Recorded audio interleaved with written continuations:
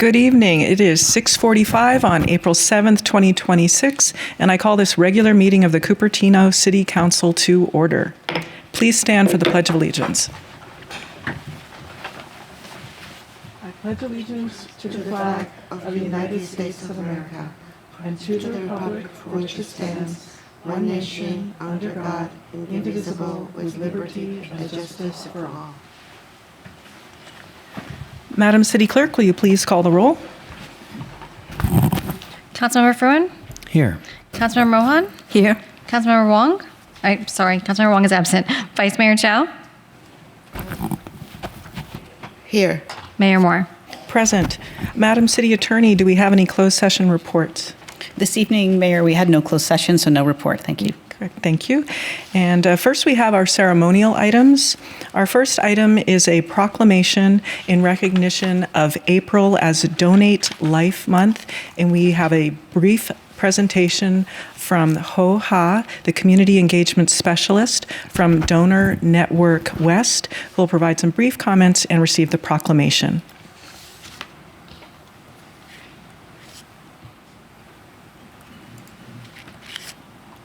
Welcome. Hi there, good afternoon. My name's Hua. I'm the Community Engagement Specialist for Donor Network West, a nonprofit located in San Ramon, California. I want to take a moment to express my sincere gratitude to Mayor Moore and the team at Cupertino. National Donate Life Month was established by Donate Life America in 2003. Observed each April, National Donate Life Month helps raise awareness about donation and encourages folks to register as organ, eye, and tissue donors and honors those who have saved lives through the gift of donation. Your efforts have helped to amplify the crucial message, reaching countless individuals and inspiring them to consider the life-saving impact of donation. Your commitment to promoting Donate Life Month has undoubtedly made a significant difference, bringing hope to the over 100,000 patients waiting for a second chance, and over 612 in the Santa Clara County. Thank you so much for your partnership, your compassion, and your dedication to saving lives. Thank you. And thank you, and please come onto the dais and we will have a group photo. Thank you.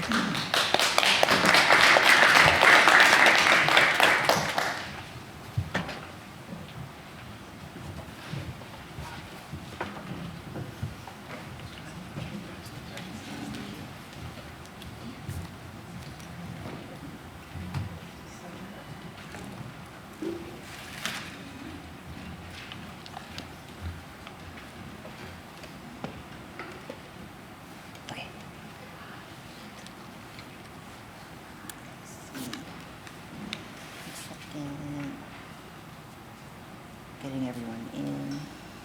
Okay, taking a picture. 3, 2, 1. And then I'll get some more. And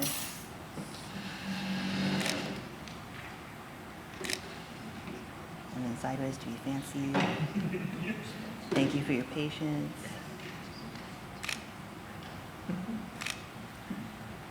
All right, thanks so much.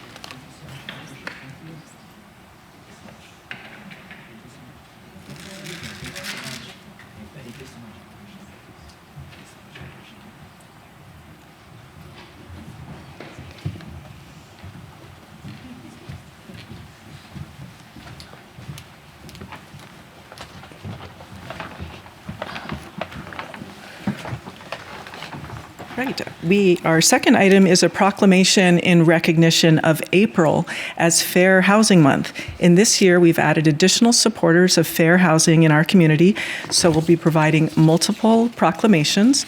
The following individuals will provide brief remarks and accept the Fair Housing Month proclamations. Sujatha Venkatraman, the Executive Director of West Valley Community Services, will please speak first, and then followed by Sherry Burns, the Executive Director of Silicon Valley Independent Living Center, then followed by Sarah Cottrell, the Executive from Project Sentinel Fair Housing. Welcome, Sujatha. Thank you so much, Mayor Moore. Thank you, City Council. My name is Sujatha Venkatraman, and I'm the Executive Director of West Valley Community Services, an organization providing critical safety needs services to Cupertino residents and other communities, West Valley communities. Our mission is to unite the community to fight hunger and homelessness with a vision that everyone has food on their table and a roof over their head. This proclamation helps to support that work. We value this partnership with the city to support the most vulnerable and in creating an inclusive community for Cupertino residents and others in West Valley City. Thank you so much. Thank you. And next, Sherry Burns.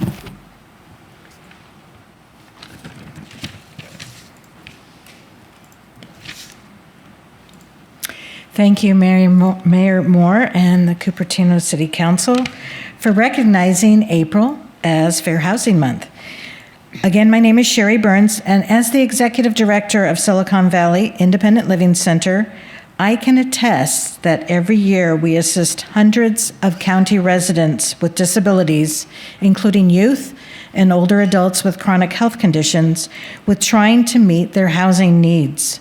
Of the 15 different services that SVILC provides, housing assistance is the most requested. Not only does our community need more deeply affordable housing stock, but we need more accessible housing too, so that people can safely age in place and not lose their affordable housing due to steps that they can no longer climb or bathrooms they can no longer access to bathe in.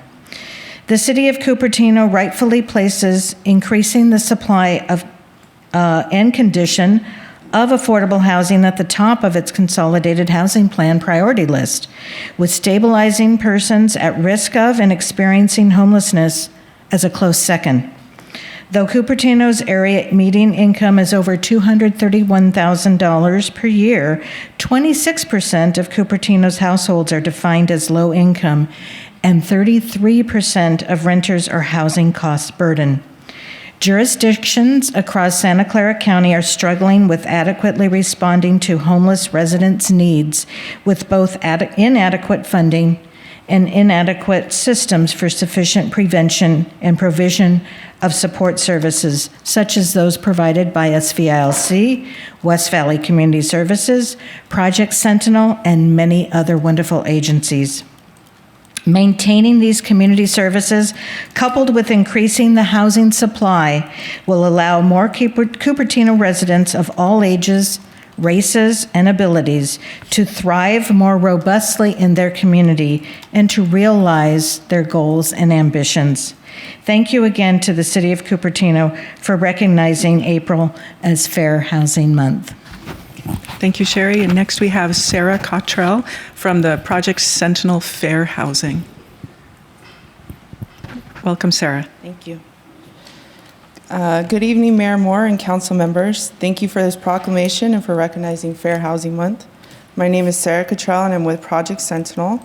We've been serving communities like yours for nearly 50 years, providing fair housing services including counseling, education, and enforcement to help protect residents from discrimination. Fair housing isn't just a policy, it's about making sure people feel safe, supported, and have equal access to housing opportunities. We truly appreciate your partnership and continued commitment to this work. Thank you so much. Thank you, Sarah. Now will Sujatha, Sherry, and Sarah all come onto the dais, and we're going to have a group photo with the proclamations.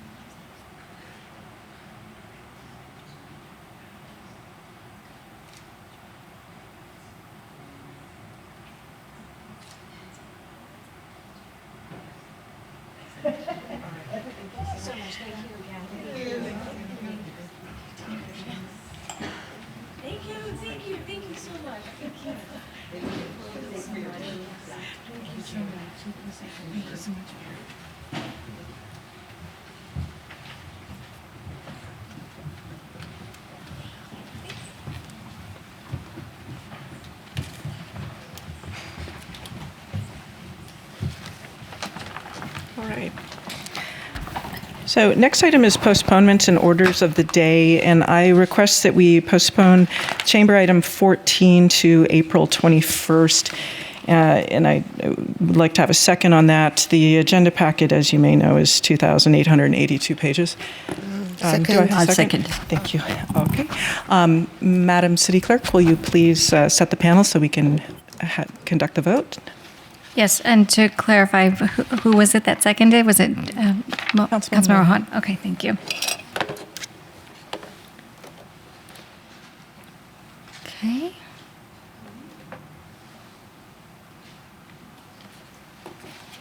Okay, the motion carries with Wong absent. Okay, thank you.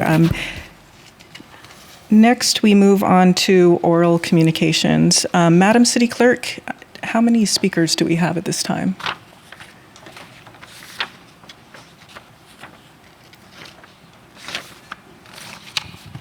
Mayor, at this time I'm seeing 3 requests in person in Community Hall, and I currently see 2 hands raised virtually.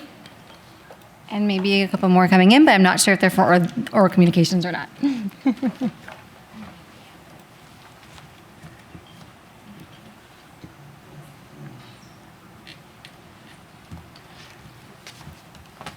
We have one more oral communication in Community Hall. Okay, so far it looks like we will fit within the 30 minutes, allotting 3 minutes per person. Correct, Mayor. Okay. Madam City Clerk, will you please provide the instructions and conduct oral communications? Certainly. So this portion of the meeting is reserved for persons wishing to address the council on any matters within the jurisdiction of the council and not on the agenda for discussion. Oral communication shall be limited to 30 minutes. Additional speakers wishing to comment on non-agenda items may be given time to speak at the end of the agenda after the city manager's report. Individual speakers are limited to 3 minutes. As necessary, the mayor may further limit the time allowed to individual speakers or reschedule remaining comments to the end of the meeting on a first come, first heard basis with priority given to students. In most cases, state law will prohibit the council from discussing or making any decisions with respect to a matter not listed on the agenda. A council member may, however, briefly respond to statements made or questions posed by speakers. A council member may also ask a question for clarification, provide a reference for factual information request to report back concerning a matter, or request that an item be added to a future city council agenda in response to public comment. As a reminder, members of the public wishing to speak regarding the oral communications item shall submit a request to speak or raise their hand virtually within the first 9 minutes of the start of the public comment period or before the public comment period is closed, whichever comes first. So at this time, we will welcome Jennifer Griffin, followed by, I believe this is Roger Costa, followed by Rhoda Fry. So welcome, Jennifer.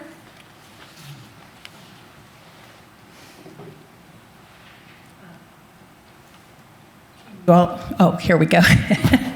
Anyway, hi, I'm Jennifer Griffin, and the fact that we had a 4.7 earthquake last Wednesday morning at, well, maybe it was Thursday morning at 1:30 a.m. You all were here. I was at my mother-in-law's. It was a frightening experience. I called my mother at 2 a.m. She was in Aptos. She said on the second story, she's 94. She said it was like a train hit her house head on. The shaking was horrible. The epicenter was in Boulder Creek. I knew from going through the '89 earthquake, when I felt the shaking here, that we were not at the epicenter, that it was between, after talking to my mother, I knew the epicenter was between us and her, and it was Boulder Creek. I was correct. I want to go back to remind everyone that this is an appropriate wake-up call. We live in earthquake country. We have to be aware of this. Don't put heavy paintings over your bed. Don't remember that loose appliances like refrigerators can go over.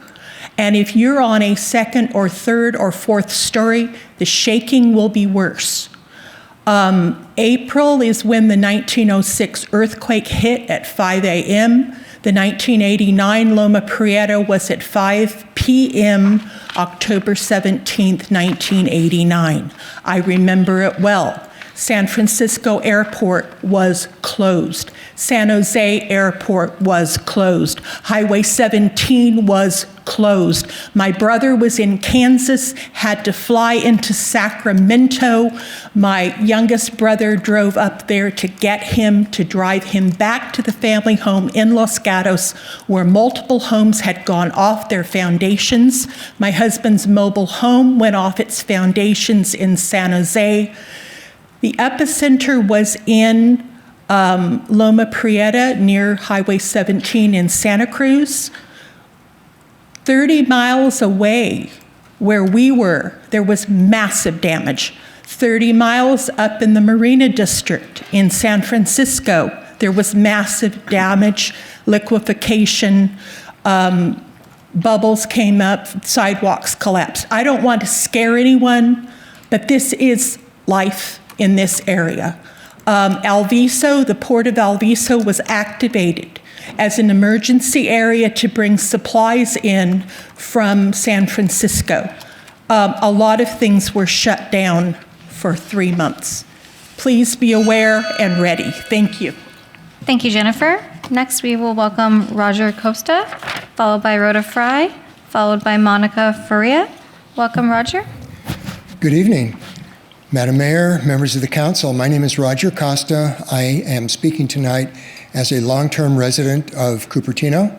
I also serve on the ad hoc Wildfire Cupertino Committee, and the purpose of my remarks is basically to ask your assistance in helping to prevent a Pacific Palisades sort of wildfire event here in Cupertino.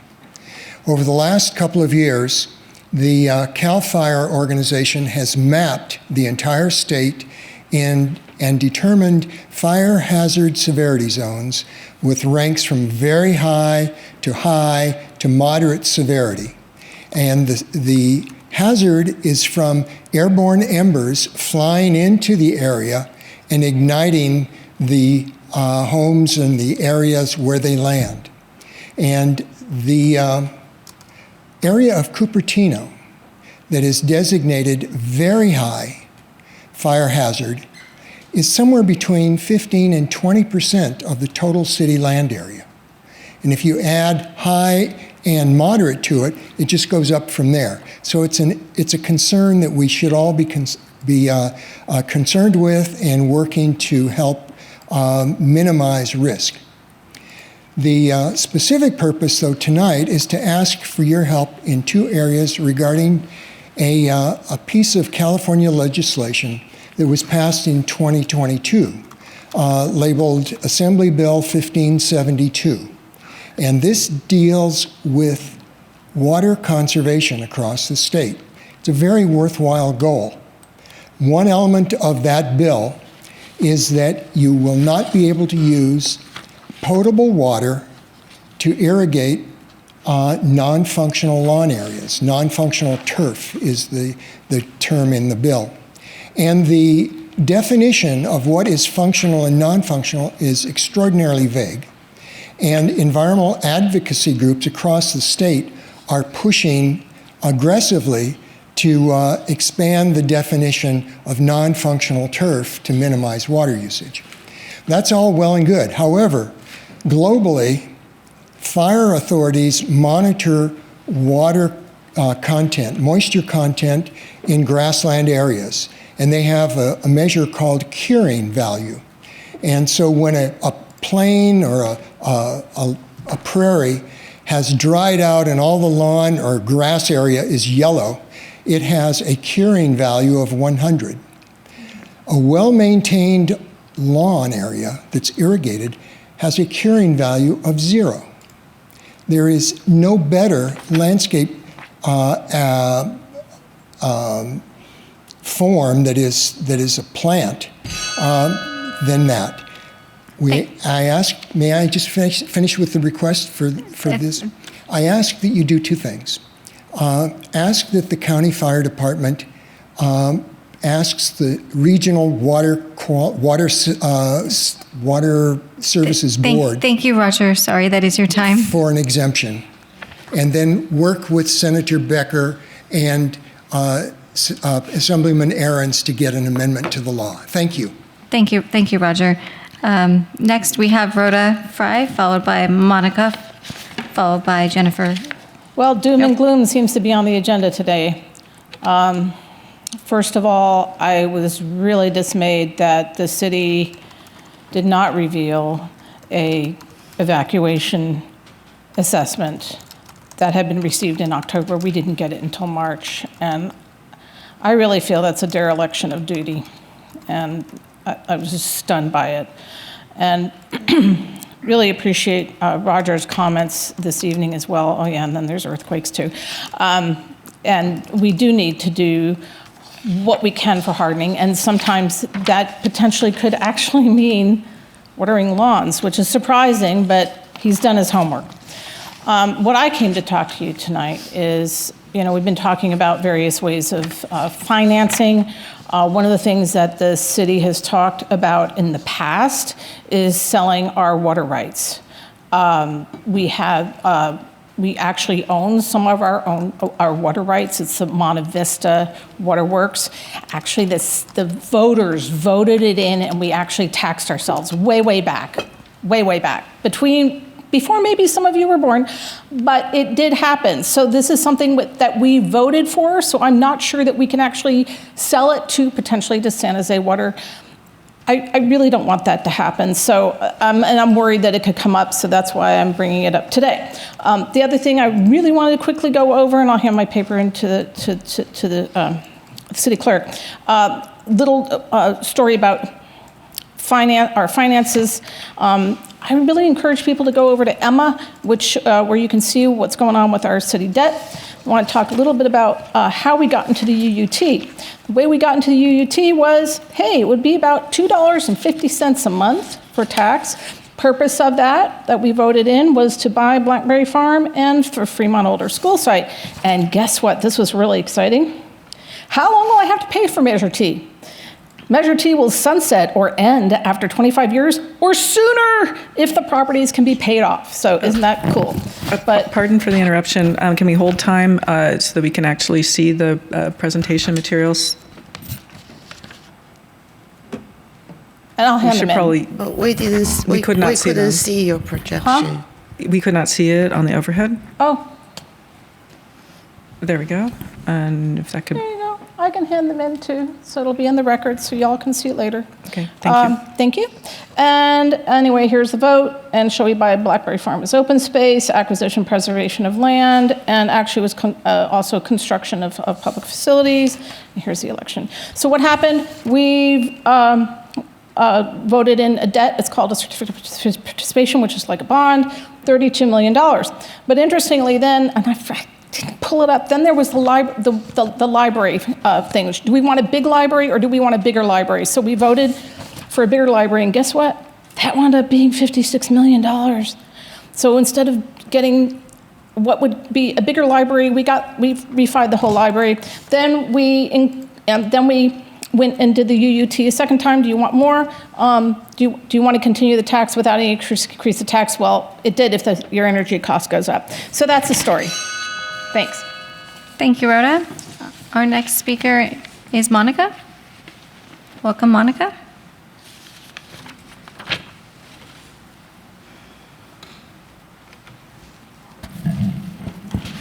Hi, good evening, Mayor Moore, Vice Mayor, council members, City Manager. My name is Monica Faria, and I'd like to take this opportunity to communicate and introduce myself that I'm your local government affairs representative with PG&E. I know that you guys were previously working with my colleague Sergio Jimenez. Sergio is still with our company, but he's assisting in my transition, and I will be representing the city of Cupertino, and I look forward to our continued partnership. Moving forward, I will be your primary point of contact for all PG&E related matters. If you have questions, concerns, or need information regarding PG&E, I'm here to help. I value strong partnerships with our local government leaders, and I'm committed to being responsive and a collaborative resource. I look forward to connecting, and I'll be reaching out to you individually so that I can best understand your priorities, concerns, and be of service for all PG&E matters. I look forward to working together, and thank you for your time. Thank you, Monica. That concludes the request to speak in person, so we will go to our request to speak virtually. We have 2 hands raised. At this time, we will welcome call-in user 1.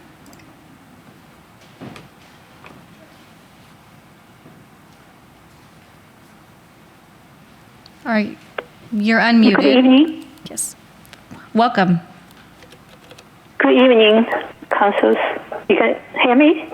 We can hear you. Okay. Good evening. My name is Jane. I'm a member of the long-term residents home family.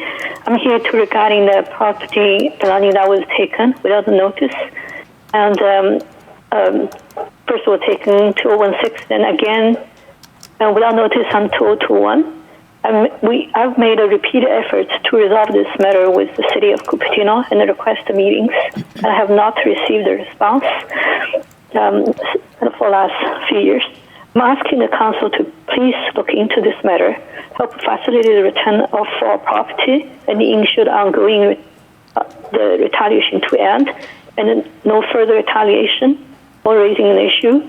We're ready to sit down with the city. We actually been ready for a while to resolve this promptly, and I expect the return of property and belongings and an end of the retaliations. And thank you. And I need please let the city official talk to us, and we've been request that. Thank you. Thank you. Our next speaker is San Rao. Welcome, San. Good evening, Mayor Moore, Vice Mayor Chow, council members, speaking on behalf of myself only as a resident. Given you are considering a ballot measure for tax increases, I have been looking at our financial situation, and the data that we see is that over a 10-year period, our population has declined from 67,000 down to 57,000. So we've had a nearly 10,000 decrease in our population. Our staffing, if you look at a metric of staff per 1,000 residents, our staffing has gone up in that time frame from a metric of 2.8 to nearly 3.1. And if you look at our costs have significantly increased. Much of that increase comes from public works. While we do have increases due to the law enforcement contract that we're all aware of and talking about, there is a significant amount of cost increase in public works. And that continues to get reallocated now to departments in the form of cost allocation. And the Parks and Rec department is probably bearing the biggest cost of that. If you looked at the Park and Rec's expenses 10 years ago in 2015, Parks and Rec was a third of what it is today. And the reason is because we do this cost allocation and their expense shows up as bloated. I ask you, what are we getting for it?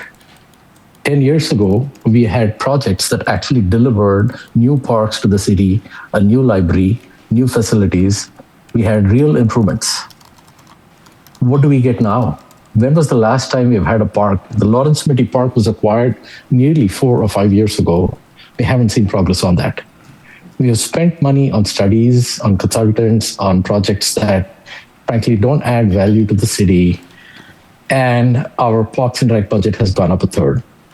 So as you look at where you're going to make up the shortfall while you're depending on a potential ballot measure, I'd like you to consider bringing that staff per 1,000 resident metric back to the number it was at 10 years ago. I hear Council Member Mohan saying that, oh, we have better services now than we had 10 years ago. I would beg to differ. 10 years ago, we had a lot more services. The sports center would open at 6 a.m. The sports center stayed open till 10 p.m. We had a teen center. We had many other services. And so we have lost a number of services. We had the Blackberry Farm serving us at a greater capacity than we have now. And so I'd encourage you to look at creative ways to reduce the cost of public works. That starts with cutting these consultant projects. It starts with cutting these design projects for which we may or may not get refunded. And it starts with reducing the staffing, because staffing is allocated to these projects. And if we stop these projects, we could reduce our staffing. So I urge you to think about how you get that staff per 1,000 metric down from where it's at now to where it was 10 years ago, and really start to look at the population-based scenarios so that you can recoup easily 15 to 20 million out of the budget. Thank you, San. That is your time. Mayor, that concludes the request to speak under oral communications this evening. All right, thank you. Madam City Clerk, do we have any consent calendar items that have been pulled? No, Mayor. Okay, do we have any members of the council who wish to pull a consent item? Councilmember Fruin and Councilmember Mohan. So it's not so much to pull an item, but I would ask to be able to make brief comments on item 7 and get a clarifying point from the city manager, and then to make brief comments on item 10 and ask for a separate vote on item 10. Okay, and Councilmember Mohan? Yeah, I had this, I wanted to make a few comments on the number 7. So I didn't really want to pull it as well. So I don't know when is the right time to do that. Okay, so we're going to open up for public comments on the consent calendar, and then you can make your comments regarding the consent calendar after that, and then we can do a separate vote on item 7. So, Madam City Clerk, are there Mayor, any? at this time, I do not have any requests to speak in person, and I currently do not see any hands raised virtually to speak under the consent calendar. Okay, so do we have a motion to move items 3 through 6, 8, 9, and 10? No, not 10. Sorry, I'm doing that wrong.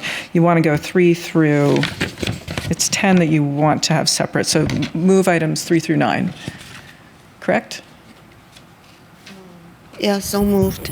But there was a desk item, I think, there was a desk modification on some numbers on one of the item, I think. Was it? So this motion should include that. What's that? On item 7, Vice Mayor? Oh. There is a desk item on item 7, if that's what you're asking. And there should be hard copies on your desk. Did this modify item 7? No, we received a clarifying question, so it just answers. So maybe so that there was no modification. Modification was for the housing element consultant one was it? Okay. If it makes it easier. The ballot major preparation item 9. I think there was a number. So our estimate came back a lot lower than what was included in the staff report. So the desk item clarifies that we're not asking council for 475, we're asking for 375. So shouldn't the motion reflect that? Yes. Yes, it should. Yeah, thank you. Okay. Okay, so are you adjusting your motion? Yeah. Okay, and I will second that. And were there some comments on items 3 through 9? Councilmember Fruin? So item 7 is a flag raising policy which looks to be modeled on San Jose's, I'm presuming, so that we can preserve the government speech doctrine with regard to the flag raising and not open it up as a general free-for-all for speech. That said, we do have 2 fairly regular flag raisings, one's for the India flag raising ceremony, another one for Pride. Should we be expecting follow-on resolutions on those? Thank you, Councilmember Fruin. So once this policy is in place, which clarifies that any request for flag raising should come to council. So if this gets passed tonight, then at the next meeting, you will see the 2 flag raisings that are coming up that we normally do for council to approve. Okay. All right. So we'll expect that at the next meeting. Okay. Great. Thank you. And Councilmember Mohan? So follow up to that question. So is this a resolution going to come up year after year, or is... The idea based on the policy is that any flag raising request that the city receives, that we will bring it to council for your consideration and approval. And to question that, Madam Mayor, the pride flag as well as the India Independence Day flag, this has been going on for years. And so it seems like a waste of time that it comes before the council and then we approve it or not approve it every year, year after year.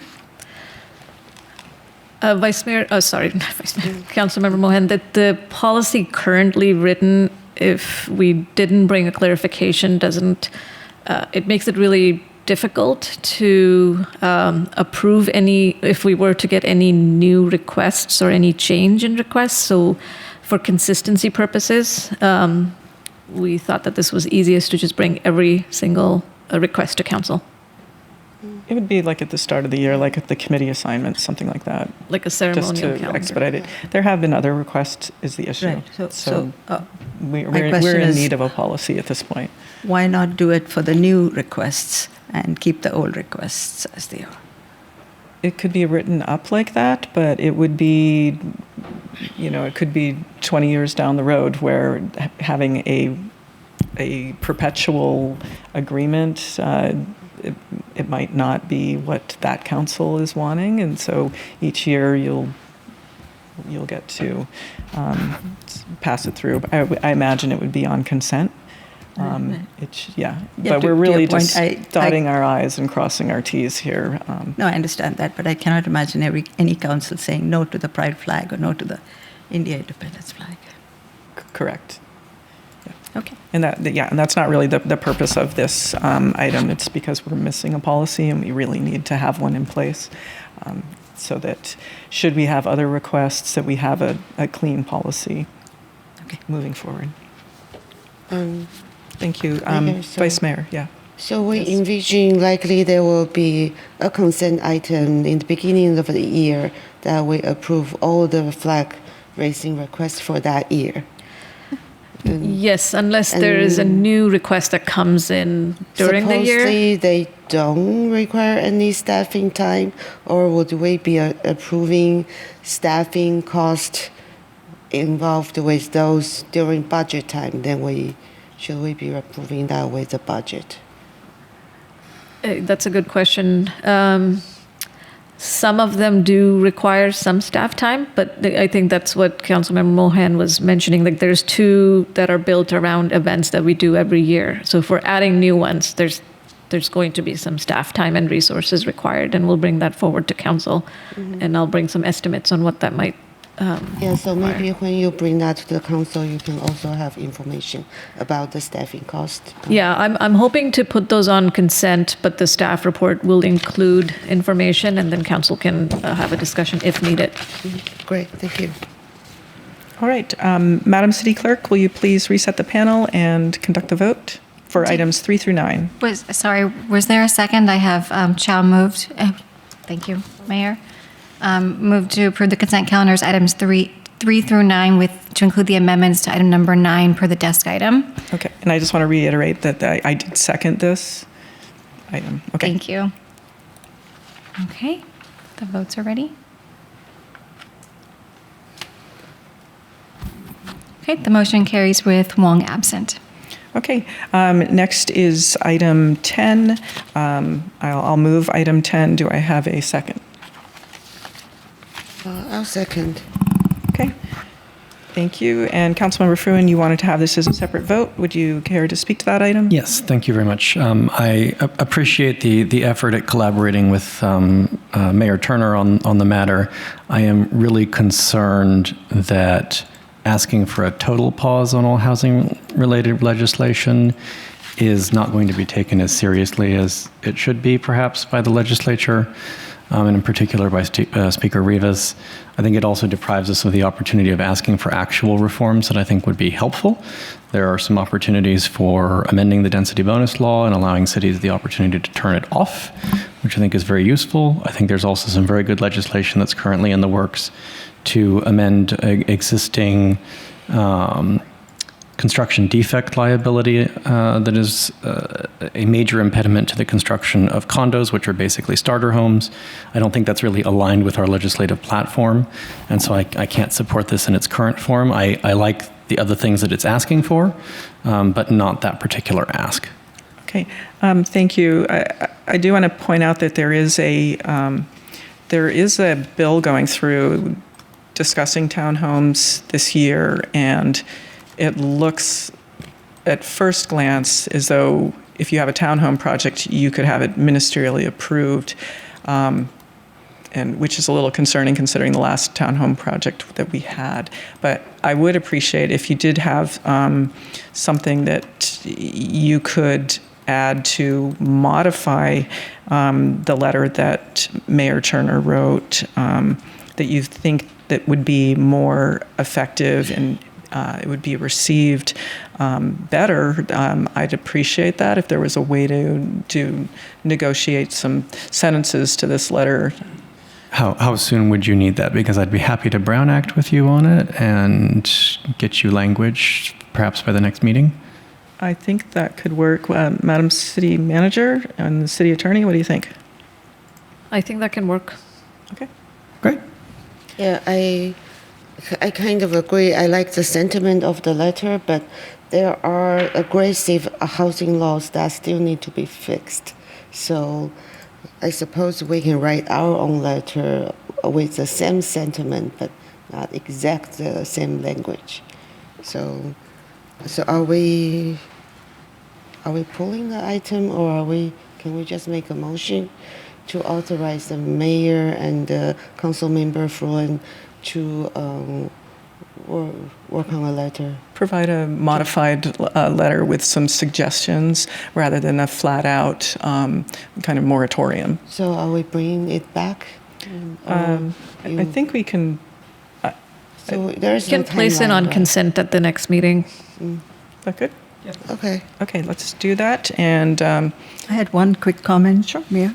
It would be good if we could have other mayors supporting this letter. Right now, it's Mr. Turner, Mayor Turner, and maybe you. It would be good if we could go through the Cities Association or the League of California Cities, or add some heft to the letter by adding some more names in. Okay, and so we're kind of forming an ad hoc subcommittee, which can look into that, how to best position this. Yeah, and I can confirm through the mayor, from our understanding, Mayor Turner did share it with other mayors as well in Santa Clara County. And did they agree? I don't know, but this request has been shared with them. Yeah, it's very soon. So we just got it last week and got it placed on our agenda. Mayor. Yes, please, Mayor. So I think Turner is on the board of Cities Association, so likely he will be sharing with cities through that, at least. And hopefully he can even go beyond the Cities Association. That maybe the subcommittee can discuss. Very well. So the motion would be that the ad hoc subcommittee of the mayor and councilmember Fruin will be preparing a modified letter and bring it back to the council. That we're going to try to target on the April 21st. Okay. And maybe discuss strategies to improve the impact of the letter. And include some strategies to increase the impact of the letter. Do I have a second? I'll second it. Okay, thank you. Madam City Clerk, will you please clear the panel and set us up for the vote?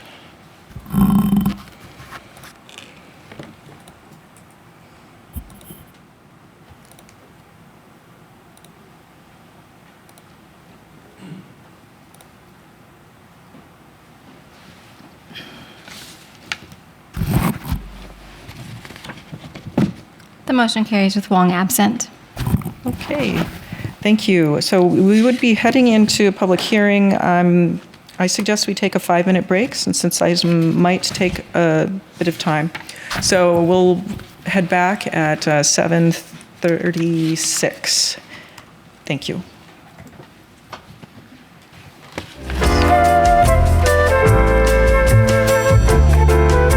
Welcome back, everyone. Next, we are going to open the public hearing for item 11. It's a 122-unit residential development at the Voyager Panera Stevens Creek Office Center site. Are there any ex parte communications the council members need to identify? I can say that I met with the developer several months ago. It's been so long I can't actually recall when, but it was a long time ago. Any other council members have any ex parte communications to identify?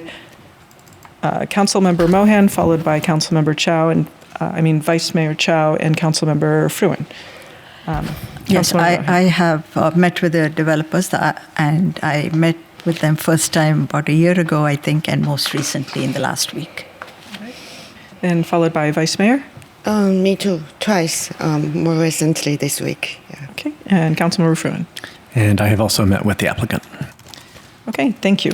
The hearing process is going to begin with a staff report, which will be followed by council clarifying questions, then the developer's report up to 8 minutes, followed by council clarifying questions of either report, and then we're going to open up for public comment. The applicant may respond to the public comment for 2 minutes. Then the public hearing will be closed. So begin with Madam City Manager. Do we have a staff report? Thank you, Mayor. We do have a presentation and staff report.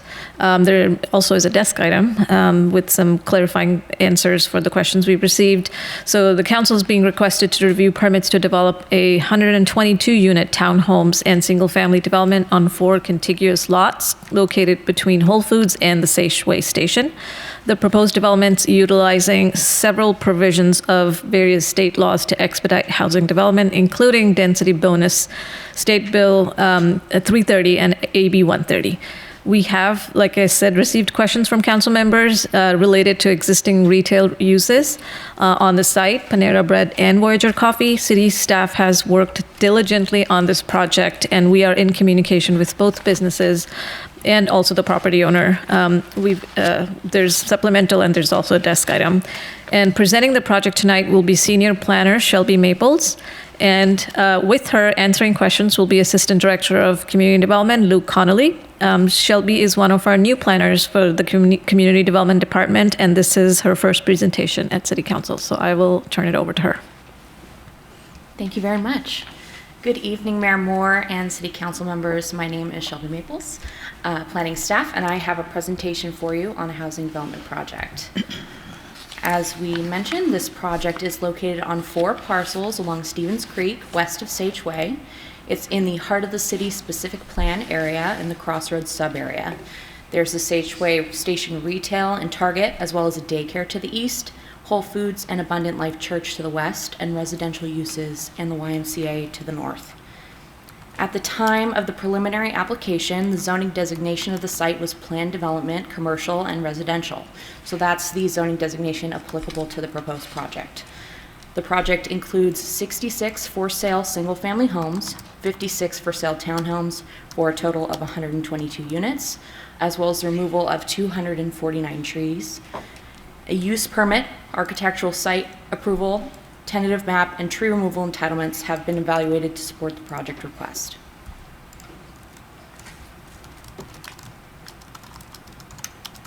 For a little bit of background on the project, the site is currently occupied by the Stevens Creek Office Center, as well as Voyager Coffee and Panera.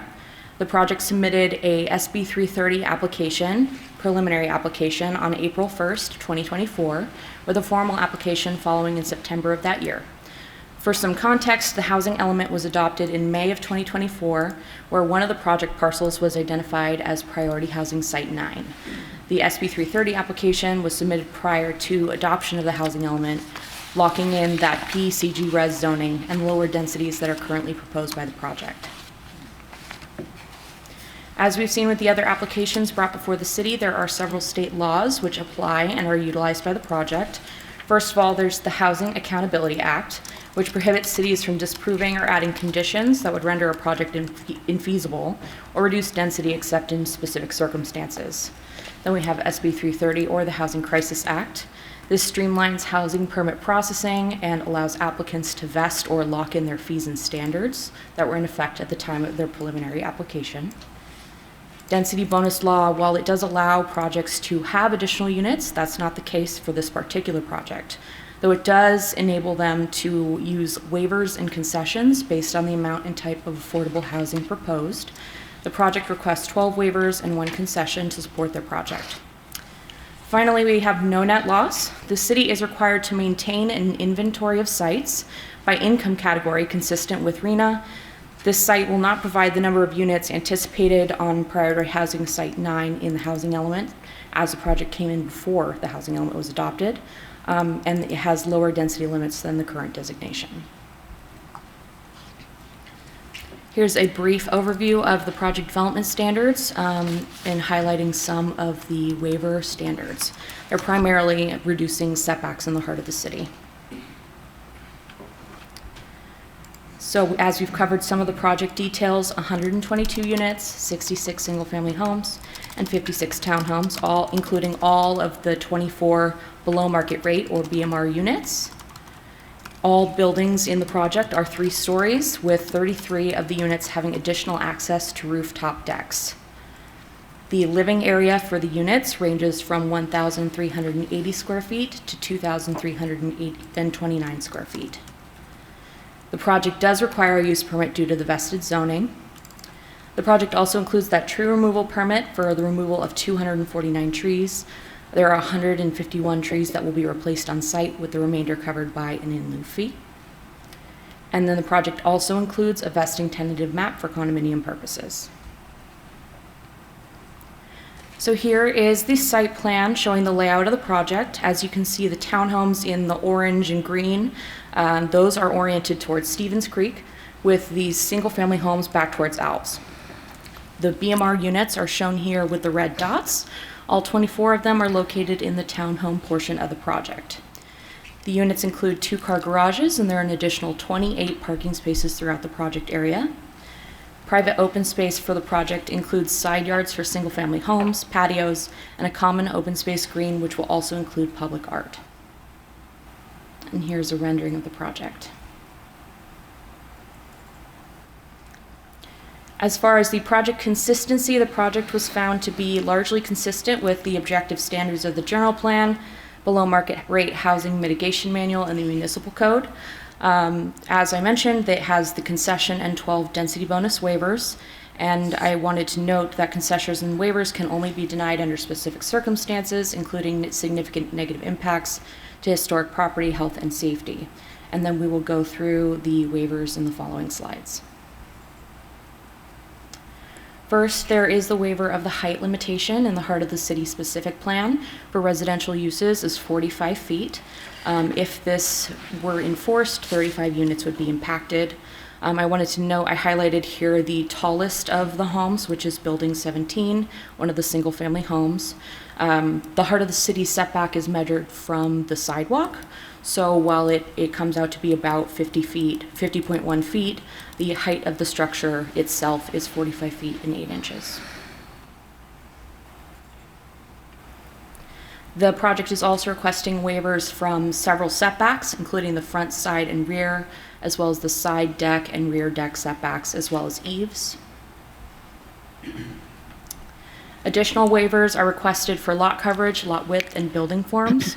Building form speaks to massing of the buildings adjacent to existing residential uses and would ordinarily require the buildings to be stepped back. And then there are 2 additional waivers related to parking, including the construction of 4 garages that are within the side setback to residential uses, and then also regarding the parking stall size, as that pertains to the dimensions for garages, and the project includes 28 tandem garages. The project includes public art, which will be located in the central green and ultimately reviewed by the Arts and Culture Commission after project approval.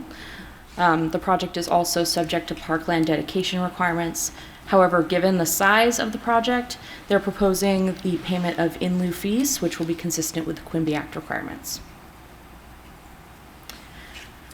The project concession is regarding BMR requirements. So per the BMR manual, 24.4 BMR units are required.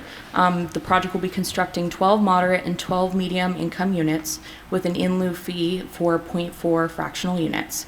The concession comes in for the size and dispersion of the units. So the units proposed BMR are 3-bedroom units, and they're all located within the townhome portion of the project, none in the single-family homes. On March 24th, the Planning Commission provided a recommendation on the project. Planning Commission recommended approval of the project at a 5-0 vote. The motion on the project also included a recommendation that the City Council explore additional measures for assisting retail businesses and possible additional benefits or help with relocation. So there's a summary of the Planning Commission hearing in the staff report, but some of the major items discussed include the loss of retail and some retail outreach, the number and types of waivers and concessions, as well as discussions on tree removals and replanting. There were 6 speakers, including the adjacent property owners and retail tenants. As far as the California Environmental Quality Act, the project requested an evaluation for statutory exemptions subject to AB 130. The AB 130 exemption memorandum is attached to the staff report and include a review of the Phase 1 environmental site assessment and as well as a qualification for the exemption. PlaceWorks is available if you have additional questions on that exemption. Noticing for the project included a site sign, legal ad in the newspaper, and mailed notices within 500 feet. Summary of some of the discussion at Planning Commission. There were 6 speakers at Planning Commission. There were several letters which are included with your packet. Some letters in support of the project as it provides additional housing. There's additional letters that are in opposition to the project, primarily due to the loss of retail. Staff also received a letter from the adjacent property owner regarding a private easement. It was determined at Planning Commission this was outside the scope of the project. A couple of additional letters were received in the last couple of days as well, some in support and some with concerns about construction. I also wanted to touch on one of the other topics that came up. There was additional questions about outreach to retail tenants on behalf of the city. So in the City Council report, there's a discussion of that item. Cupertino City staff has had conversations as well as letters, phone calls, and emails with the retail tenants and is currently assisting with identifying potential places to go within the city. With that, the Planning Commission recommended that the City Council take the actions listed here on your slide and in the staff report. I'm available for any questions. Thank you very much.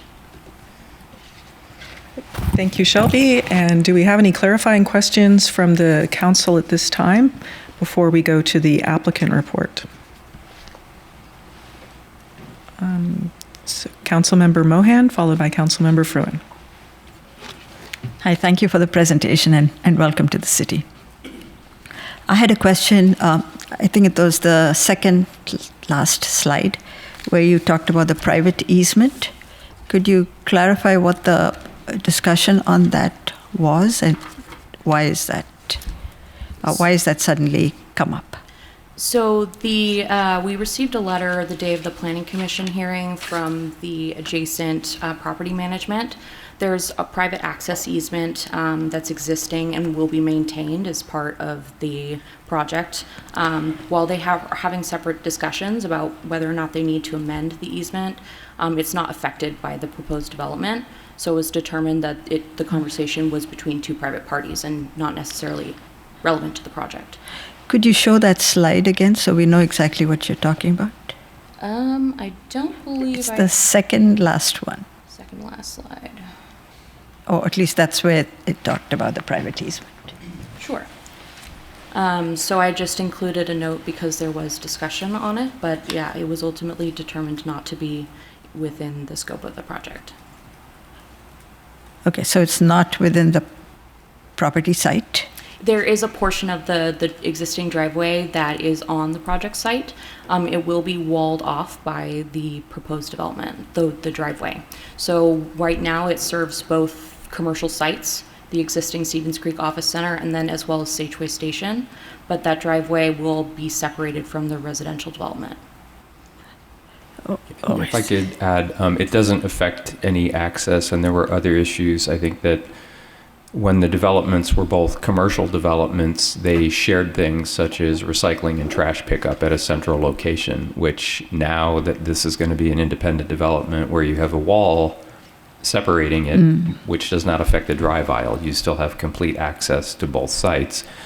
But conditions like that, where this is going to have its own trash and recycling pickup for each unit within, those really are not of issue. It's not affecting either site anymore. I think the original easement agreement was intended so when you have commercial properties, you had some flow between the sites. So traffic wouldn't have to then, say, circulate back out onto Stevens Creek to go from one to the other, or for the instance of things like trash and recycling pickup. So you had a central location. Okay. So I'm assuming you're talking about the retail on the sort of east side of the Yes, property. correct. It was the site just east of here. Okay. Yeah, thank you. Thank you. Councilmember Fruin? So you mentioned that there have been ongoing communications between the city and the retail tenants, and I'm just curious as to where those communications sit. Are we looking at particular sites for where they might be relocated to? How far along are we in this process? If I can have the Economic Development Manager, Daniel, take that question.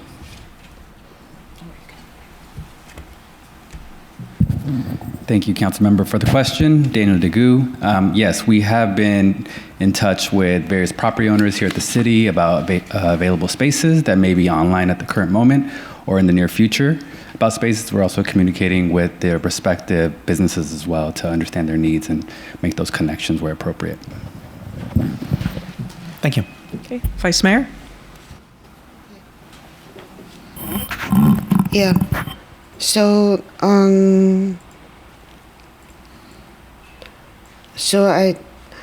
so can you clarify? I think the property is adjoined, is neighboring only one single family home, right, on the northwest corner. So can you clarify exactly what's the setback from that single family home?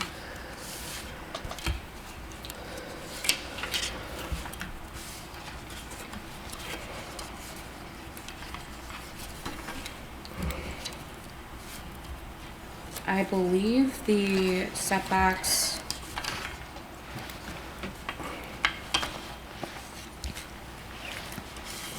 So the required side setback is like approximately 25 feet, and they're about 10 feet from the property line is what I'm seeing in my notes.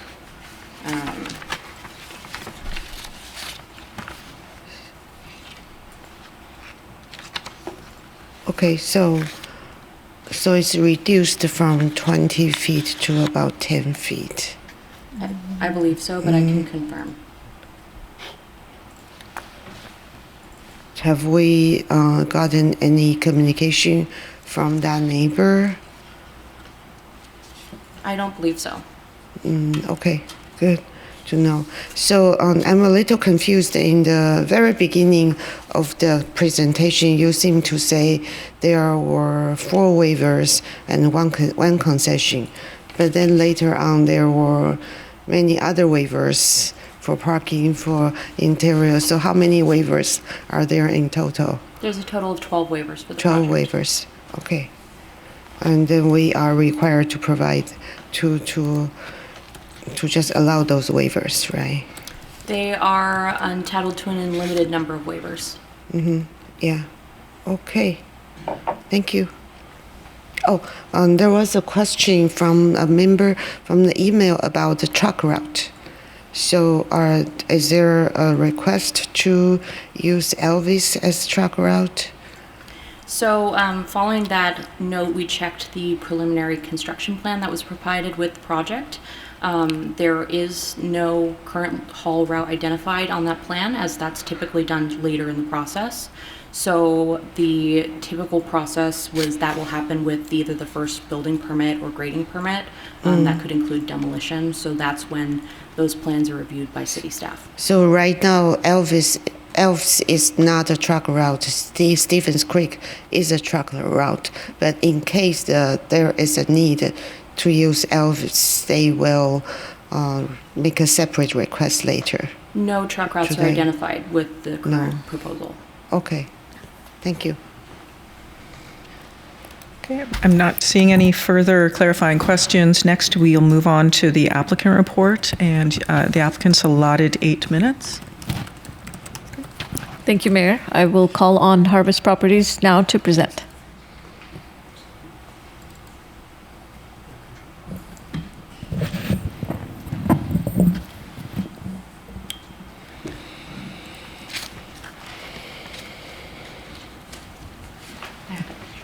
Oh, you do? Yeah. Okay, all right. Good evening, Mayor Moore, Vice Mayor Chow, council members, members of the public. I'm Kevin Choi with Harvest Properties, representing ownership today. I'd like to first thank staff, and particularly Shelby, for their presentation and work on this project. They have been extremely helpful, and frankly, a phone call away if we ever had any questions throughout this entire process. And today, I'm excited to present and introduce our vision for the canopies. Tonight, I'll briefly walk you through our project team, the site location, our community engagement process, and the core benefits of the housing project that this project brings to Cupertino. Then, I'll hand it on over to our architect to dive into site design, landscaping, and architecture. Before we jump in, I want to quickly introduce our project team. Again, my name is Kevin Choi, representing ownership. With me today is the property owner, Blair Volkman, whose family has been stewards of the site for over 40 years. We also have our lead design and engineering partners, David Burton from KTGY Architecture, Eric Gellerman from Gates Studio, and Terry Reeves and Nigina Ayar from CBNG. Looking at the project location, the 6.8-acre site is currently improved with older office buildings and retail buildings. I want to explicitly clarify, especially in regards to certain public comments that we have received, that our project footprint does not include the daycare facility at the corner of Al's and Sage, nor does it include the newly constructed retail shops along Sage Way. As was mentioned in the Planning Commission hearing, we do have a private agreement with our Sage Way neighbor, but the project as designed does not require a modification to that agreement tonight. That said, in an effort to be a good neighbor, we have continued to have conversations with that group in an effort to make some modifications to that REA. As you will hear later, our project includes for-sale residential units, and these future homeowners will have ample access to schools and retail amenities, including Garden Gate Elementary, Sam Lawson Middle School, Whole Foods, Target, and a wide variety of other retail opportunities in Cupertino. Getting to the proposed site plan before you tonight has been a comprehensive journey. Since submitting our initial SB 330 application in April of 2024, we have had significant community engagement throughout 2024 and 2025. We listened closely to feedback, which led to our team spending several months from March through July of 2025 deeply investigating a design alternative that would have preserved the retail on site. Unfortunately, due to determination that the project would have to resubmit and lose its SB 330 vesting, that option ultimately proved infeasible. That brings us to what we have heard from the community. While we couldn't preserve the retail buildings, ownership is committed to working with Panera and Voyager Coffee to assist them in finding a new home in Cupertino. And because actions speak louder than words, our team has been engaging with Voyager Coffee and have come to an agreement with them to assist them in finding a new location. We've also heard how much the community values the urban forest. We worked closely with city staff and are proudly preserving 6 pear trees along Stevens Creek Boulevard, and we're going to be planting 4 additional ones. And in addition to the response that we heard from Planning Commission, we'll be happy to look and see if we can fit in a couple more. Regarding the site's interior, current high volume of the trees is solely due to severe overplanting in the areas, too small for mature growth. And so rather than repeat past mistakes, we are only going to be planting 65 new large trees in right-sized courtyards to ensure sustainable and a healthy canopy for the long term. Next. I want to highlight the unique opportunity that we have here. For-sale homes have been severely underproduced in this region for the last decade, with development heavily skewed towards rentals. This project helps meet that missing supply for home ownership, providing a place for families to put down roots or for empty nesters to downsize. This opportunity exists because the 40-plus-year-old commercial buildings are at the end of their useful life. Apple, who occupies 65% of the site, has notified us that they are vacating, and the demand for office like this has fundamentally changed. To deliver this much-needed housing, we are utilizing the state density bonus law while still maintaining a relatively low density development in comparison to other projects. To make our affordable housing units physically and financially feasible, we are requesting a concession in multiple waivers. These waivers, which include deviations for height, lot coverage, setbacks, and parking dimensions, are not arbitrary. They are essential mechanical tools that allow us to provide this level of housing and affordability. Finally, before I turn it on over to David, I want to emphasize the benefits of this project. By utilizing state density bonus provisions, we are providing 24 below market rate homes, 20% of our total units, to medium and moderate income households.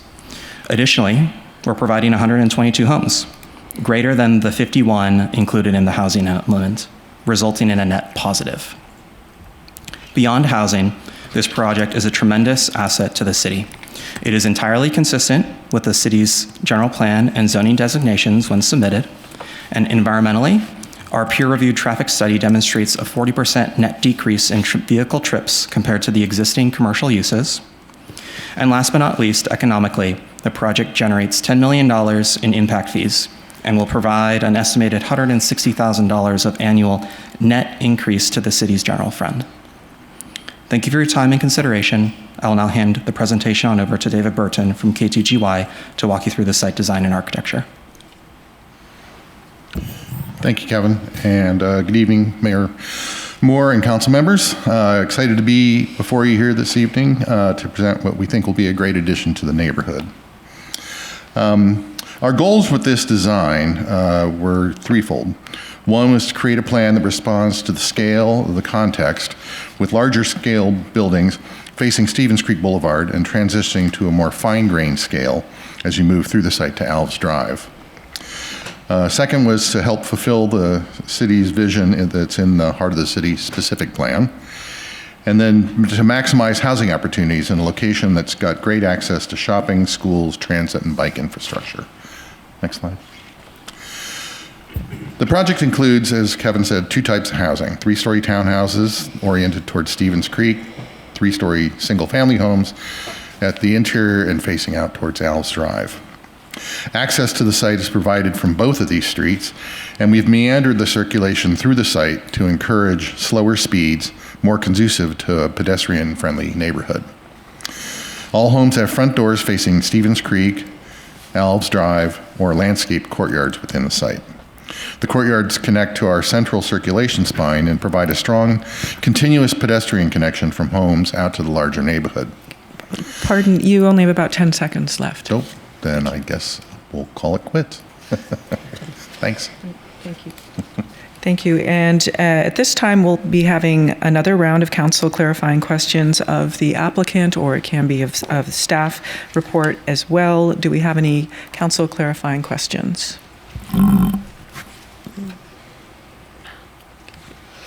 Councilmember Fruin, followed by Councilmember Mohan, then Vice Mayor. This is probably best addressed by, excuse me, Mr. Choi. There had been some commentary with regard to Voyager. I'm just curious as to how things sit with Panera and their potential relocation.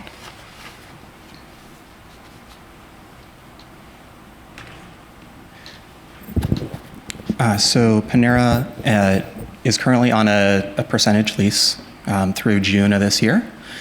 We've not had any direct communication with them yet on what they want to do past June of this year. But what we're happy to offer is the flexibility to stay at their current location through about May of next year when we anticipate construction would start, and give them that flexibility during this time when they're trying to find a new space. And we're also happy to help in terms of finding them that new space too. Okay, great, thanks. Councilmember Mohan? I wanted to add to the comments that Mr. Choi made. As of yesterday, I think I met with you yesterday or the day before, they had no communication with Panera, and I do want to commend staff as well as Daniel for making this last-minute outreach and actually getting through to someone in Panera. And so the news in your most recent communication that they are genuinely interested in staying in Cupertino just gives a lot of hope, and it's just a very positive thing. And this is not something we knew even as of yesterday, I think. So thank you, staff and Daniel and Mr. Choi. Thank you for that. And Vice Mayor? Yeah. So can you show the Stevens Creek frontage, what it will look like and what it looks like from Elves? And then the trees, that the top layers of trees you are planning for. Can you bring up, it's probably one, two, right there. So this is our rendering on Stevens Creek, and so kind of in the foreground right there, you can see that the existing pear trees, plus the ones that we're going to be planting,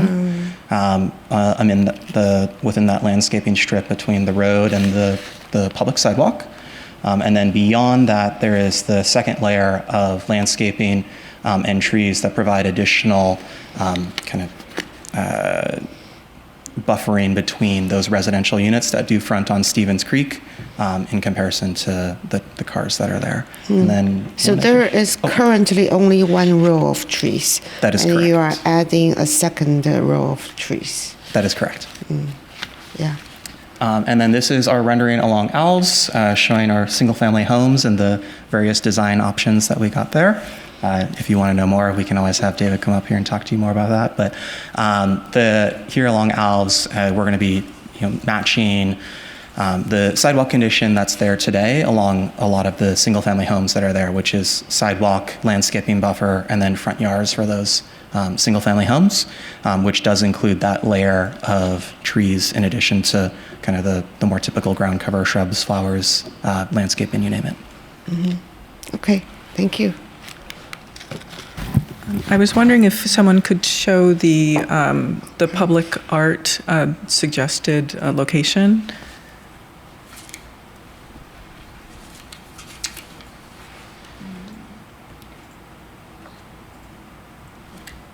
This will work. So the public art proposed location as of right now would be basically dead center on the site in the linear park that's right there. Okay, and this is along Stevens Creek Boulevard. So I believe there's some public art requirement for Stevens Creek Boulevard that is different from other streets. So, for instance, design criteria, Municipal Code 19.148.060, D. Artwork located along Stevens Creek Boulevard or Danza Boulevard corridors shall be large in scale and oriented to the view corridors of the motorist. So that wouldn't be meeting that requirement. Appropriate artwork in these corridors will most likely be sculptural. However, other forms of art may be considered if consistent with the intent of this chapter. Artwork should have a visual impact upon passengers in a moving vehicle or pedestrians not less than 100 feet away. Was this addressed in the report? And I do know that across the street, the Summerhill Staples project has a large seating area with an artwork proposal that they made there, which will be clearly visible to the public, and they're even allowing, seating for members of the public on their property. No, I don't believe the staff report had any comment on the location, but you are correct for Stevens Creek and De Anza. I think the intent was to, since they are the major corridors, to have art in a location that would be viewable from that corridor. Correct. All right. And we would be happy to have the art move up to or along Stevens Creek Boulevard if that's the intent there. So there's no concern from our side from that perspective. Okay. Thank you, Vice Mayor. Yeah, I think I made the same comment in our meeting that I would prefer the public art to be seen from the Stevens Creek. And then since we will have art from the Summerhill site, if the two art can be somehow resonate in nature, so they look nice together, that would be nice. But that's, I guess, for the art commission and for you guys to work together later. I do have a question regarding the windows. I think I asked a question in our meeting, but can you talk about the windows facing the single-family homes? Yeah, so I think you're referring to the homes that are on kind of the top right-hand side of the, excuse me, the mic is not playing nice with me today. The homes on the top right-hand side of the slide we're looking today. So the homes that face the single-family neighborhood there are some windows that face that side, but I would describe those windows as the very small windows that you might find on the, like within a bathroom or something that maybe in a bedroom on the smaller side on the within that bedroom to really provide additional light within those spaces, but not necessarily as a viewing corridor.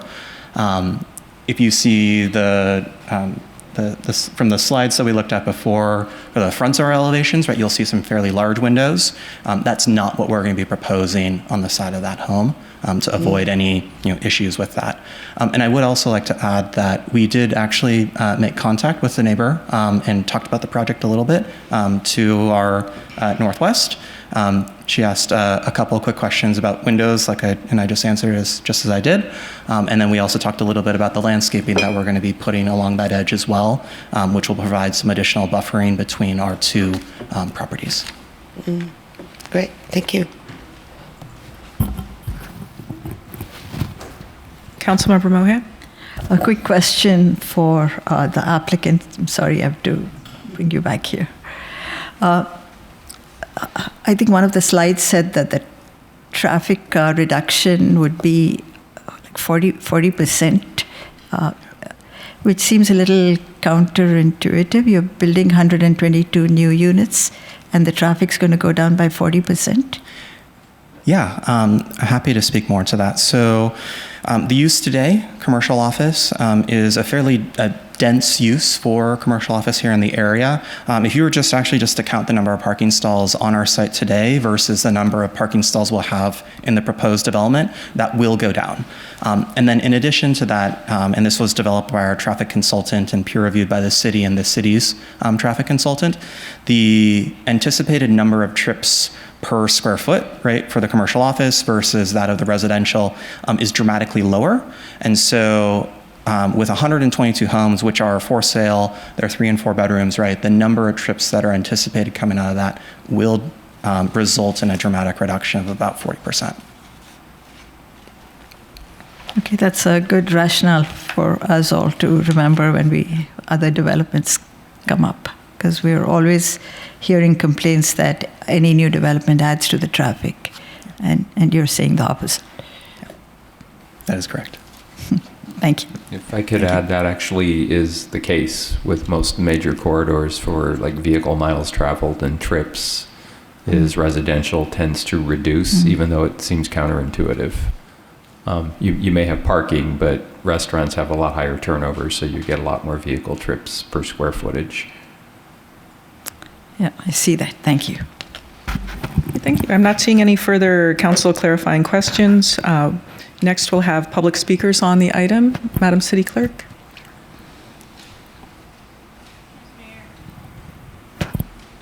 Yes, Mayor, we do have some requests to speak on this item. I currently have 3 requests to, possibly 4 requests to speak in person, and I'm currently seeing 1 hand raised virtually.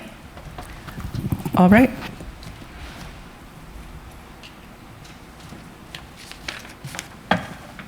So at this time, we will welcome Jennifer Griffin, followed by Lauren, followed by Eason. And as a reminder, members of the public wishing to speak regarding this item shall submit a request to speak or raise their hand virtually within the first 9 minutes of the start of public comment or before public comment period is closed, whichever comes first. So welcome, Jennifer. Thank you. Hi, I'm Jennifer Griffin. I did attend the Planning Commission meeting with this item. I am going to state that I had not been aware that there were any community meetings on this. I was never alerted. There may have been, but I was never alerted. I didn't know. I would have liked to have gone and spoken. And I hope in future that we will have a robust outreach for community for SB 330s. As I said before, we anticipate a wipeout down by Finch and Cupertino High School, which is going to be a battle. We're wiping out a daycare. Anyway, this project is nice. The architecture's nice. The problem is that there are 7 SB 330s that are pretty much wiping out retail down our traditional shopping corridor. My grandmother has lived in Cupertino since 1950. I was here quite often as a child, and we shopped all over the place around this area. I was also in the meetings 12 years ago when they took out the restaurant that had been there, very popular, and then we put in the Panera site, and we put in the Voyager site, which I guess was Pete's Coffee, someone had reminded me. I sat for hours in the meeting, and as I stated, I lost a brother 10 years ago. If I had that time to go back, I wouldn't have wasted my time on this project. If I had known what happened to my brother so fast, I would have just spent that time with him. But this is what happened. I feel that there was good retail. There were good decisions made. We have active retail on the west side of Seiche, which was not there before. There were dumpsters and there was rats and all sorts of strange things. So coming out of this, I've been told that the retail on the west side of Seiche is staying there. Eyeglass store is there, et cetera, et cetera. I'm glad that Voyager and Panera are being handled like priorities in this city. We are losing retail. I want retail to stay. We don't just kick them out because we're converting it to housing. Okay, that's great, that's wonderful, but it's not the property owner's problem. The city has to step up and offer. I attended a community meeting in Santa Clara at Lawrence and at Homestead, and it was pathetic. The Super Cayo shopping center, the tenants didn't have a clue what was going on. I'm also concerned about what happens to Seiche if Target sells and the traffic. Thank you. Thank you, Jennifer. Next, we will welcome Lauren, followed by Eason, followed by David. Welcome, Lauren.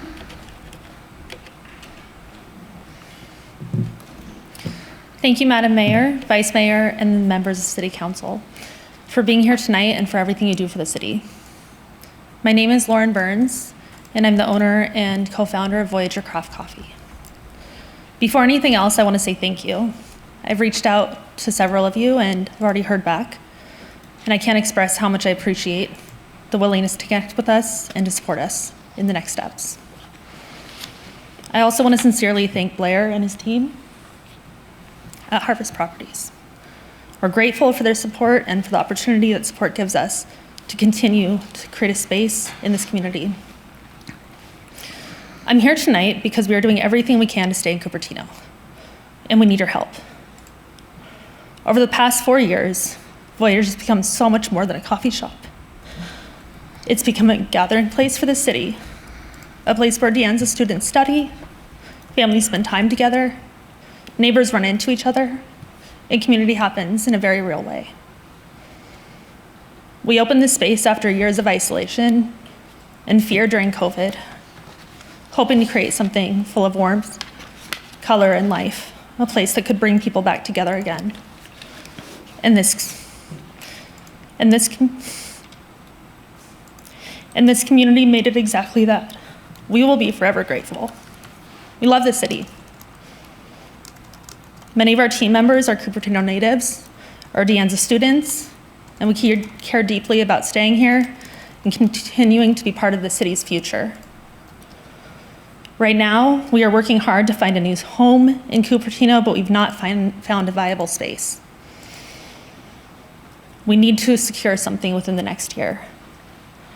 So we're asking for your help in identifying possible spaces, supporting flexibility where it's needed, and helping us move quickly through permitting when the time comes. We will fight to stay in Cupertino. We're simply asking that you meet us in that fight, however you can. We appreciate the city will continue to grow and change. We support the increased housing. We just hope there will still be room for places like Voyager, places that help people feel connected, grounded, and part of something bigger. Thank you for your time, your leadership, and your support. Thank you, Lauren. Next, we will welcome Eason, followed by David. Welcome, Eason.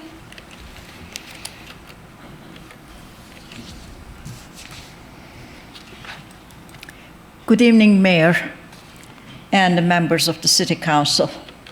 My name is Eason Demirlioğlu, and I have lived in Cupertino for 38 years. I'm here tonight because I'm deeply frustrated and honestly heartbroken by what's happening to our city. Although I really like the proposed development at many aspects, I strongly oppose the proposed removal of Voyager Cafe and Panera Bread. I raised my family here. Cupertino wasn't just where we lived, it was where we built our lives. And that life was centered around local businesses, places where we gathered, where our kids grew up, where memories were made. Daily trips to town and country, more than once a day, sometimes. Good Earth for family brunches, Fatima for dinners, Outback for date nights, Mandarin Gourmet for celebrations, Pizza Hut after the games of the kids' sports teams. Now they are all gone. One by one, they disappeared. Not because the community didn't care, but because we allowed them to be replaced. And now we are about to do it again. Voyager Cafe and Panera Bread are not just businesses. They are among the last remaining places where people in this community can simply sit, meet, talk, and belong. If this project is approved as is, what will be left? At what point do we say enough? Because right now it feels like there is no line, no protection, no real effort to preserve what makes this city a community instead of just a collection of buildings. And what is most concerning is the pattern. We keep hearing that preserving commercial space is not financially viable. But where is the evidence? Why are we accepting that answer without demanding transparency, without pushing back, without exploring alternatives? Why does it always feel like the answer is, there's nothing we can do? There is something you must be able to do. You can demand better. You can require solutions. You can work with the developer to preserve these spaces, or at the very least, ensure that community-serving businesses are not erased. The mayor, at the State of the City address, spoke of good governance. Good governance is not just approving development. Good thank governance you, is Eason. protecting the social fabric of this city and protecting the businesses, commercial areas. Thank you for your attention. Thank you, Eason. Our next speaker is David. Welcome, David.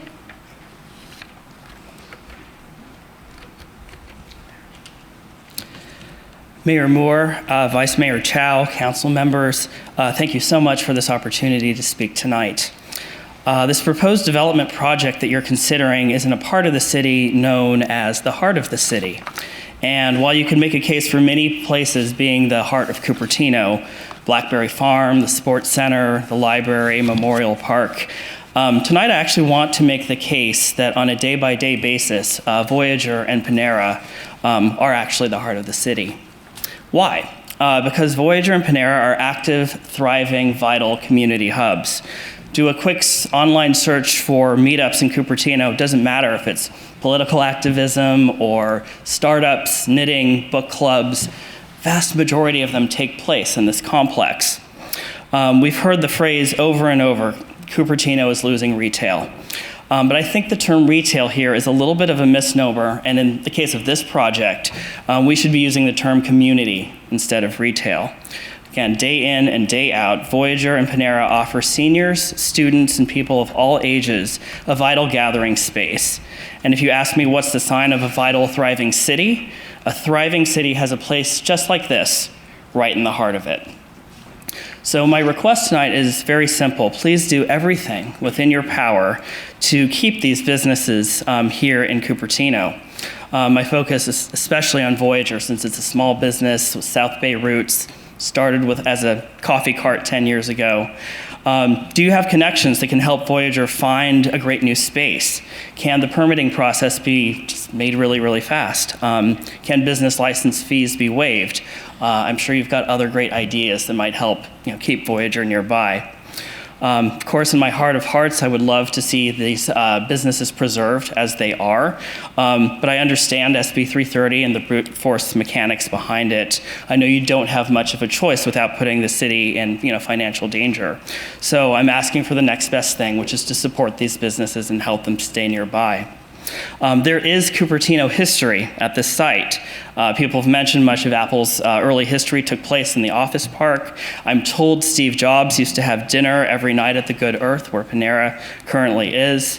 At the Planning Commission meeting, Commissioner David Fung mentioned how there's kind of a very special mojo at this site. I've experienced it myself. I do think today is a sad day because I think the special magic of this site should be available to everyone for the price of a matcha, and not just to the few who can afford a townhome. We're living in a time where the prices of everything are skyrocketing. Young people and seniors often are the ones that don't have a place to go. Anyway, I would love to see the city partner closely with Voyager, who wants so much to stay here, to help create the next heart of the city right here in Cupertino. Thank you so much. Thank you, David. So next we will move to our request to speak virtually. We have 4 hands raised. We will start off with Whit Turner, followed by Connie Cunningham. Welcome, Whit.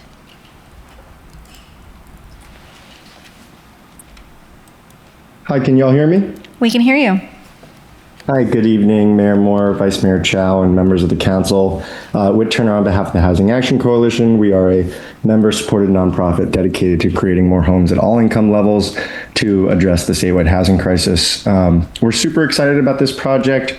Cupertino is a world-class center of innovation opportunity, but the chance to own a home here has become a real vanishing reality for families and workers who want to live in the city. So this project is a necessary and logical solution.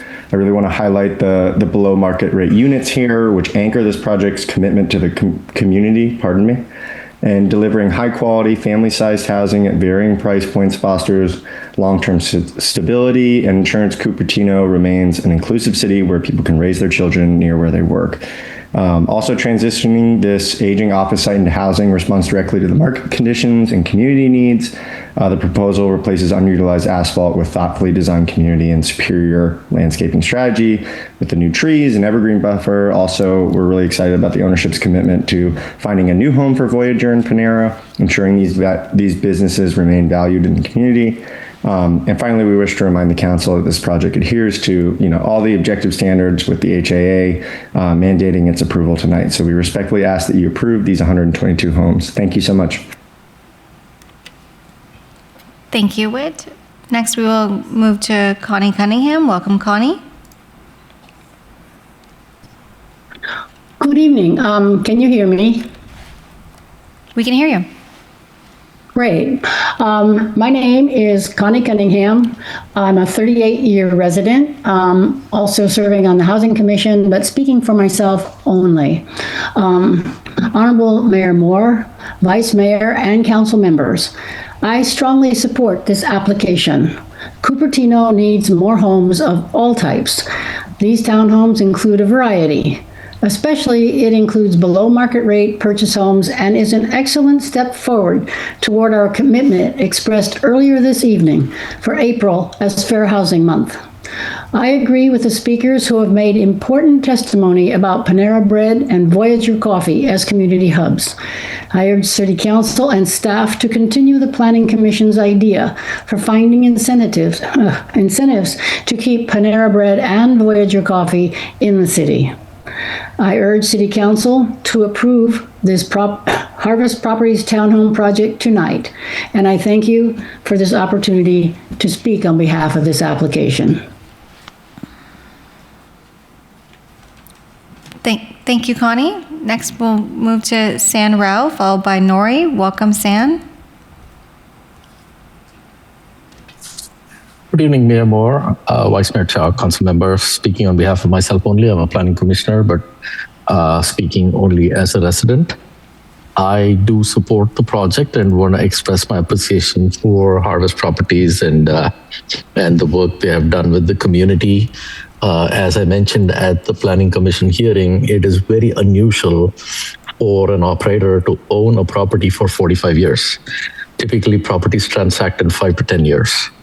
The depreciation benefits on a property reduce after 5 years.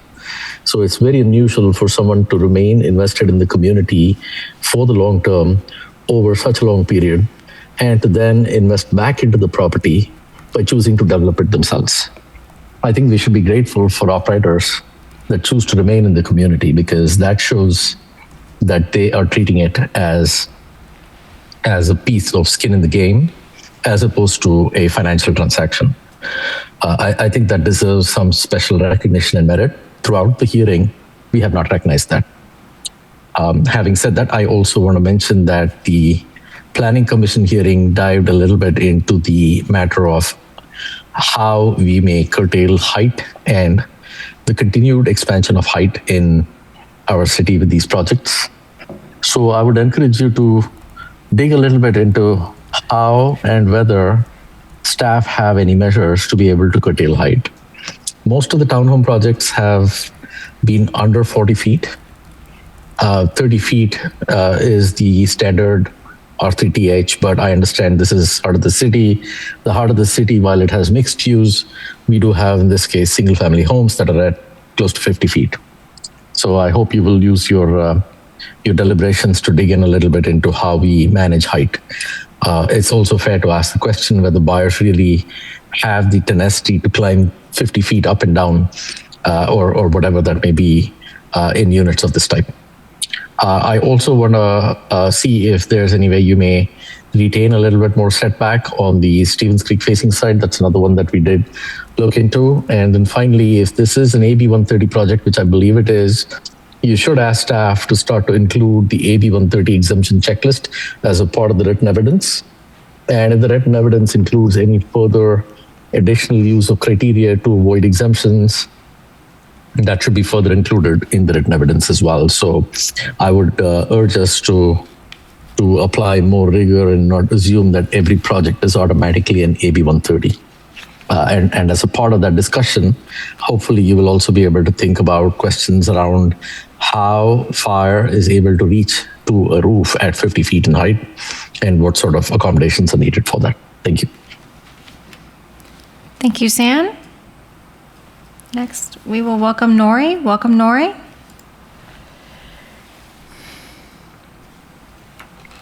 Hello, can you hear me? We can hear you. Thank you very much for this opportunity. Cupertino is losing so many good retail stores for building so many houses along Stevens Creek. I often go to Panera Bread to get bagel, salad, or soup. I often meet friends at Voyager and then enjoy the coffee. Those stores are located at a great location. Location is important for business. Panera Bread and Voyager always have so many customers and good business. They have to leave for the new development. Please leave them where they are now and redesign the townhouse complex, even if it takes another year or two. Make it right for not only retail store, but also for resident in Cupertino. Cupertino, a college student and visitor to Memorial Park, go there too. It is so sad they have to move out. We already lost so many retail stores. Fontana Italian Restaurant, Staple, Pizza Hut, furniture store, small sandwich store on the Stevens Creek.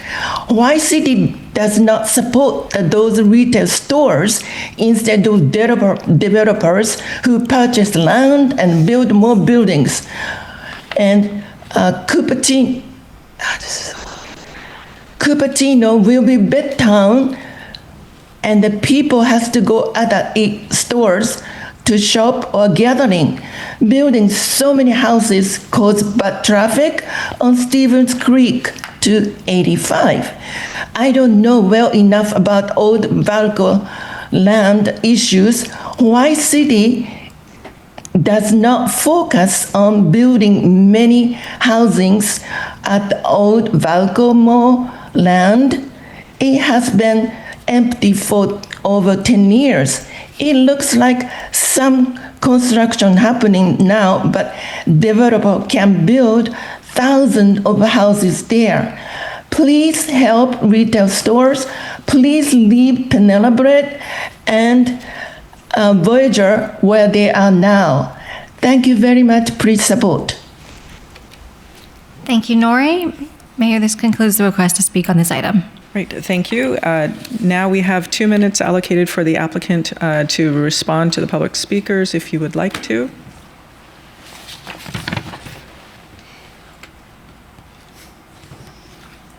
No, you're okay. Okay, so do we have any further clarifying questions? Otherwise, I'm going to close the public hearing. Do we have any further clarifying questions? Okay. Okay, Vice Mayor? Yeah, okay. So I'd like to clarify the size of the unit. I think there is a slide on the square footage of the unit that's on this site. Do you have that, or I can share my screen too? So I differentiated in the slides the net living area. So Mhm. that's, where the living area is excluding the garage and things like that. That net area is 1,380 square feet for the smallest unit and 2,329 square feet for the largest unit. Okay. So my question for the applicant is, what is the expected selling price for this unit?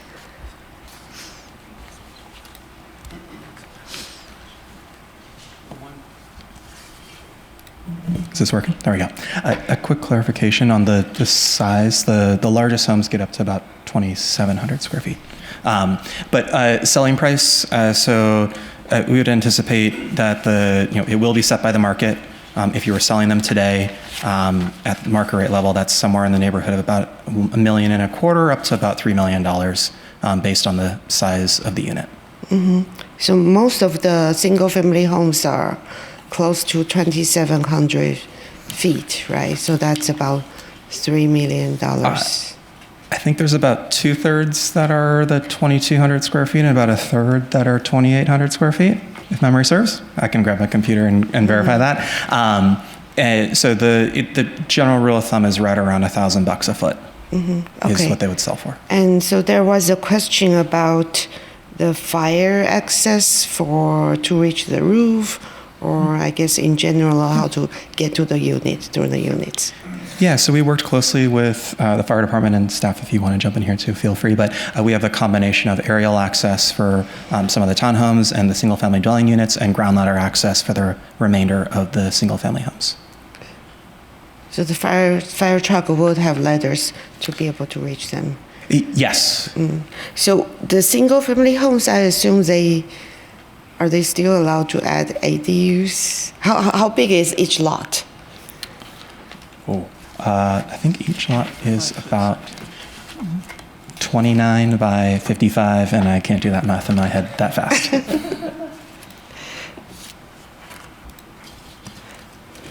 About 1,600 square feet on the lot. In regards to adding an ADU later, I frankly will have to defer to staff on that. We do not have any ADUs planned for the development as of, with this proposal. It doesn't look like there is space for ADU. I'm just curious.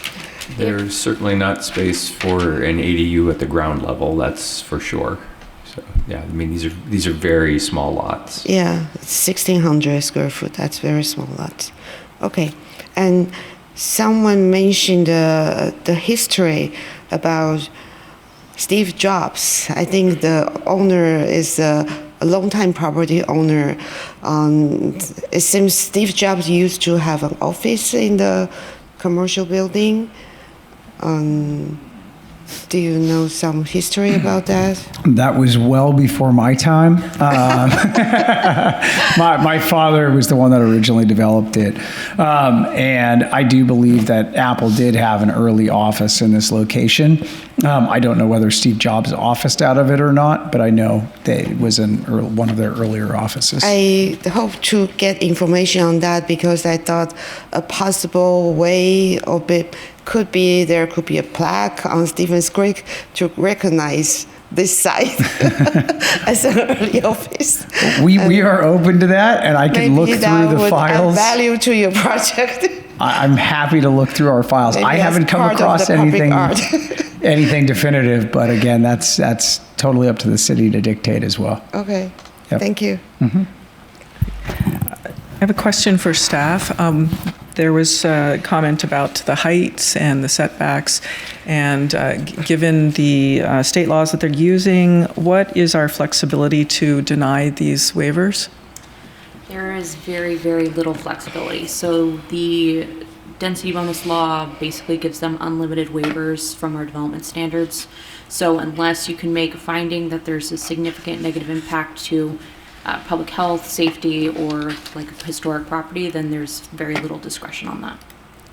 Okay, I'd also add the height limit here is 45 feet, so even the tallest buildings are just 5 feet higher than that. It's not a big departure from the standard.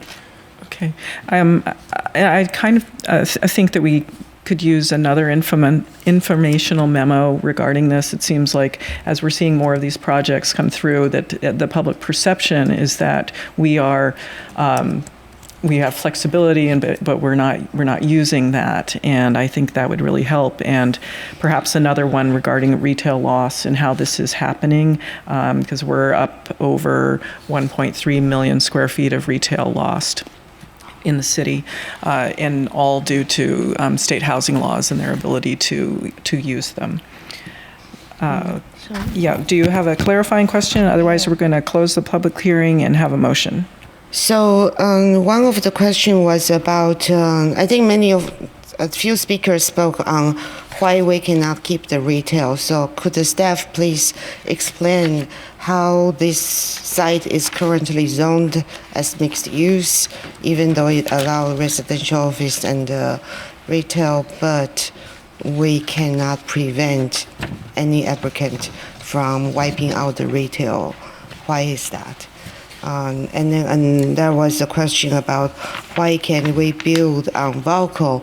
So, but we do have a proposal already approved on Valco. If you can speak about that for information. Yeah, on the first question, the zoning allows either retail or residential, and it's really the applicant's choice where you have the ability to do residential, you can do an entirely residential project. And that's really what we have here. So had we received a project that included retail, we would have been happy to have that as well. So our current zoning doesn't have any requirement like the project has to be at least 30% retail.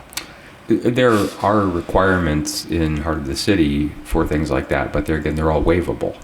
It all gets back to the density bonus. So the heart of city does have the requirement for, I think, 75% frontage for Stevens Creek to be retail. Yes. So we had that, but unfortunately the state law allows them to waive all these requirements. That is correct, yes. And that's the reason we are losing all the retail in our heart of the city, which is supposed to be the commercial corridor for Cupertino. Okay. That is correct. And then the Valco update. I don't know that I would be giving a Valco update on this agenda item. Just a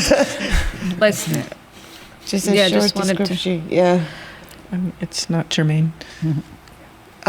Because I think the public is wondering why can we build on Valco, but we already have an approved project on Valco site, and they are still planning on building. I don't know how many units there will be residential and the retail and office there, but much smaller retail with each Virgin. Okay, I do have a question for the city manager with regards to the Voyager Coffee and Panera. Do you have some kind of plan in the works to assist them, or was there something that came out of the Planning Commission that's actionable? Yes, thank you, Mayor. So there is quite a bit of outreach that we have conducted both to Voyager and Panera. And Daniel continues to work with Lauren, and I'm really glad that they're in touch even earlier today, looking at possible locations that Voyager can go and continue to stay in Cupertino. And as Councilmember Mohan mentioned, Panera also confirmed just yesterday, that they're interested in staying in Cupertino. So we're continuing now. I'm also glad to hear that the applicant's on board in trying to support these two retail tenants. So we'll be in touch with you to see what that support looks like and how we can all come together on that. And retail in general is also a work program item, Mayor, so we can bring more updates when we have that discussion as well. Thank you. Councilmember Fruin?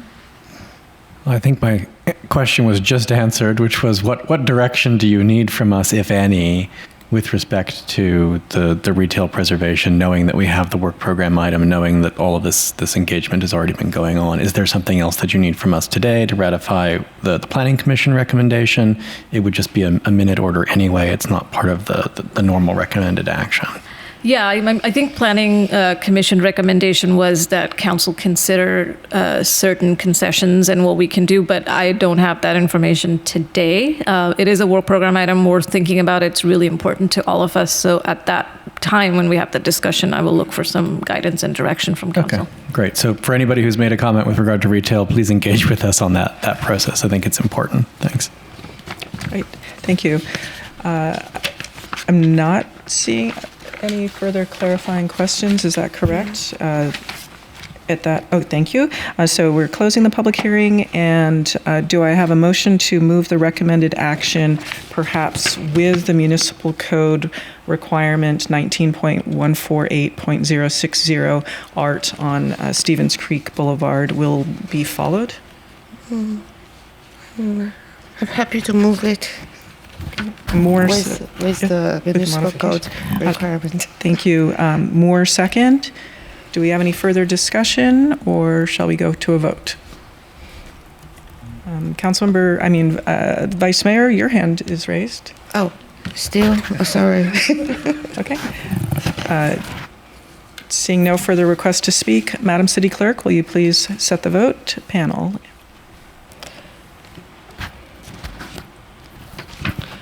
Yeah, sorry, I do have one comment, if I could. Please do.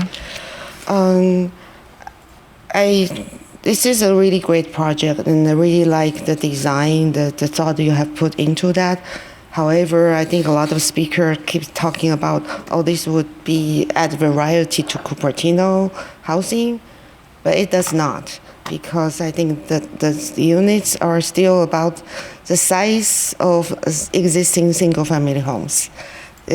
I wish we can have more smaller starter homes, senior flats for Cupertino. That's the kind of products we are missing in Cupertino. So this is great product, but so I hope that we get more that can meet those needs. Thank you. Thank you. Councilmember Fruin. Yeah, just in follow-up to that, I'm not sure that I share that analysis. These are all new construction products. If you were to buy, median price right now of a single-family home built in the 1960s is $3 million. These are all coming in underneath that. A lot of them are bigger. The ones that are smaller are also priced lower.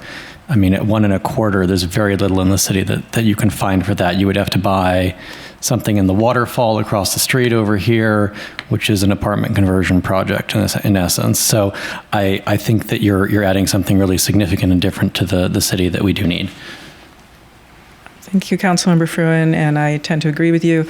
I do want to mention one thing with regards to that public art. Please get in touch with Summerhill.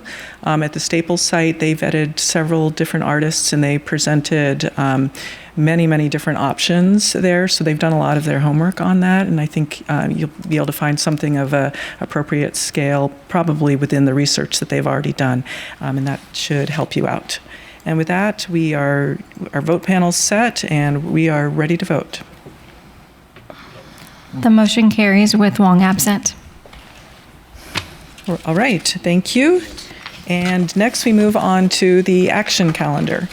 Item 12 is a contract with PlaceWorks to prepare a housing element update related rezoning and all necessary environmental review and associated budget modification to address no net loss. Madam City Manager, do we have a report? Mayor, we don't have a presentation. There is a staff report in the packet, and council is being asked to approve a consultant agreement with PlaceWorks to work on a housing element amendment in order to comply with state law no net loss requirements. Staff held a study session on no net loss on March 3rd. There's no formal presentation, as I mentioned, but CDD staff is here and happy to answer any questions on the topic. And with that, I will we have Luke Connolly, Assistant Director, and Pew, Planning Manager, to answer questions. Thank you. And is some of the funding a pass-through item for this? There is some of the funding will be covered by the developer as per the agreement details. Okay, thank you. Do we have any council clarifying questions on this item at this time? Councilmember Fruin? Given that we have this concern over retail, I think I've discussed this with planning staff a bit. Is there any way that we can knit into this arrangement this concern? Yes, there is. It is not part of the PlaceWorks scope of work, but if the timing would be appropriate to address preservation of retail through doing this, because that would likely involve rezoning some sites that currently allow residential, and we would have to account for it at the same time we're upzoning, which is likely what we're going to be doing through this exercise of no net loss. Got it. Okay, just to the extent that we can get a little bit creative, I think everyone would appreciate that, including the site owners. I don't know exactly what that looks like, but you've heard some discussion of the need for third spaces, and maybe that means that we need to look back at what our standards are in the heart of the city that aren't necessarily built around that. They're built around what the streetscape is like when you're driving down the street, as opposed to what the actual uses are on those parcels. So if we can look at that, I'd appreciate it. To that point, do you have a suggestion that when we make a motion that it needs to be modified a certain way to address retail, or can you simply take it as comments?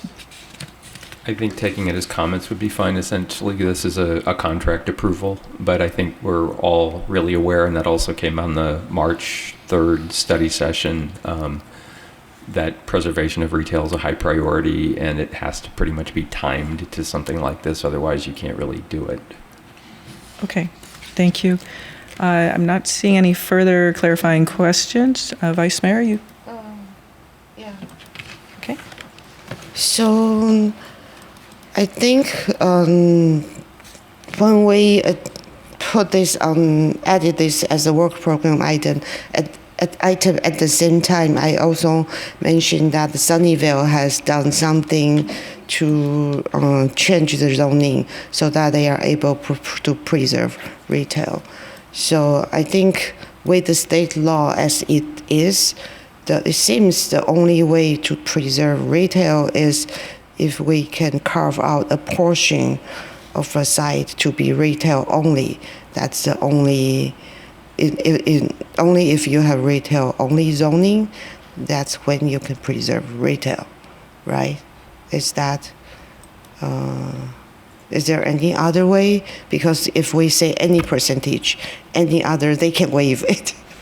Yeah, I think the issue is that if you allow residential, it's kind of like our last project discussion. If residential is allowed, you can end up with a 100% residential project. So it would largely be an exercise of removing residential from sites that are now currently mixed-use zoning.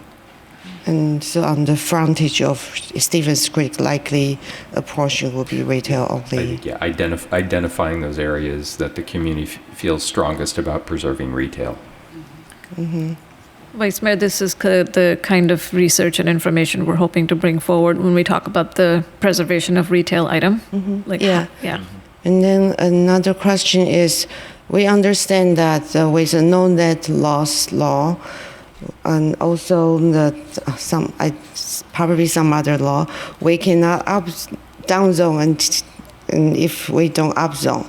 So since we are going to up zone a few sites, so I wonder if there are some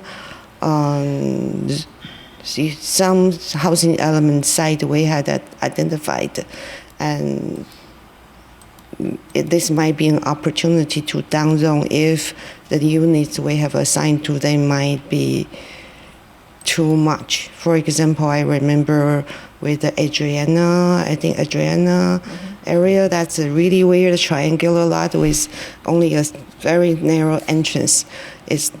Could this might be an opportunity where we downzone it a little bit so it's more realistic?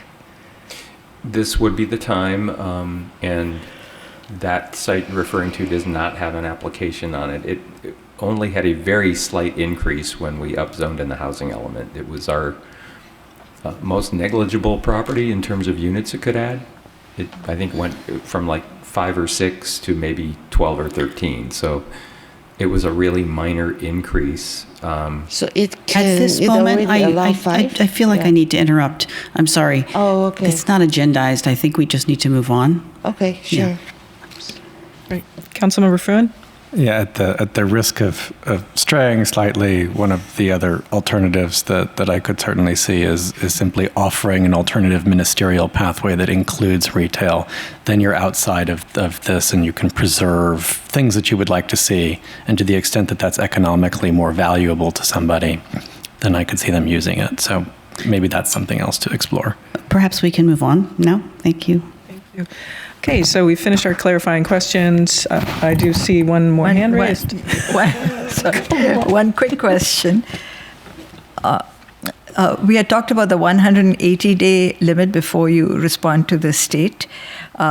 Is that separate from this, or is this analysis by PlaceWorks part of that? Or?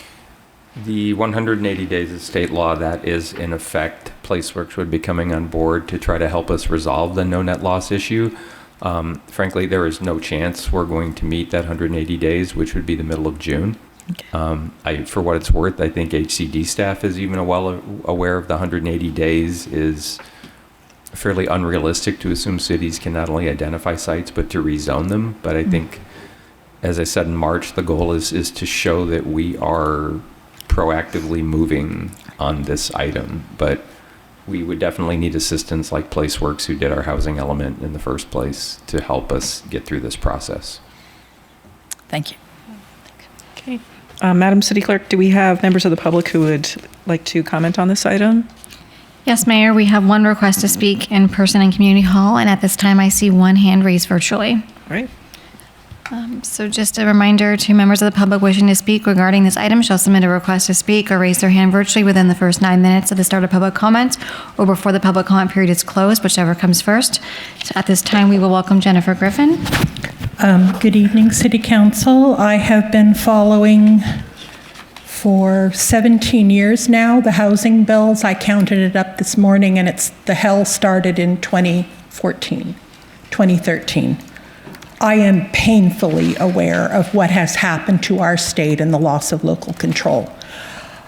I find it very interesting that retired Senator Nancy Skinner wrote both SB 133 and SB 166, the no net loss bill. She's been out of office since December of 2024, and the governor plopped her on the California Energy Commission board. I'm watching her very, very carefully. I find it very interesting that these two bills are being used to kill retail in this city, and obviously from what happened in Santa Clara, many, many other cities.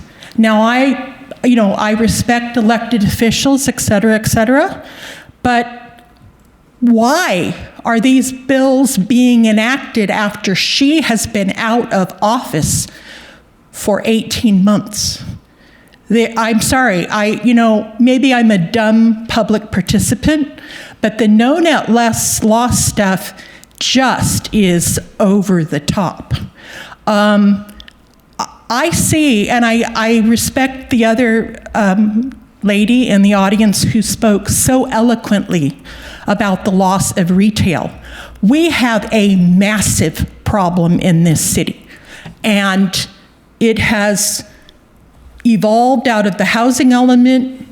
I have lost all trust in the decisions made at the state level. I won't even go into the federal situation. But the last 14 years has been a complete erosion of the public trust in Sacramento. Our previous governor and this governor have not helped. There are a lot of very strange things about AB 130 and how that was created a year ago. And I'm talking about AI and data centers and where the heck we're going down there. No, let's don't do no net loss. It's totally bogus. Wow, how much more time do I have, or am I done? Jennifer, I was just checking. I believe you are done. I forgot to reset your timer, thank you for your time and I your nailed patience. it. But yeah, let's don't do no net loss. It's bogus. Thank you, Jennifer. Okay, at this time, we will move to the request to speak virtually. Welcome, San Rao. Good evening, Mayor Moore, Vice Mayor Chow, council member, speaking on behalf of myself only as a resident. I would urge the city attorney to be more proactive in cutting off non-agendized conversations. I'm very concerned that the conversation that transpired around retail was not agendized, and a discussion on that was extended is really a violation potentially of the Brown Act. Members of the public were not here to speak on that topic.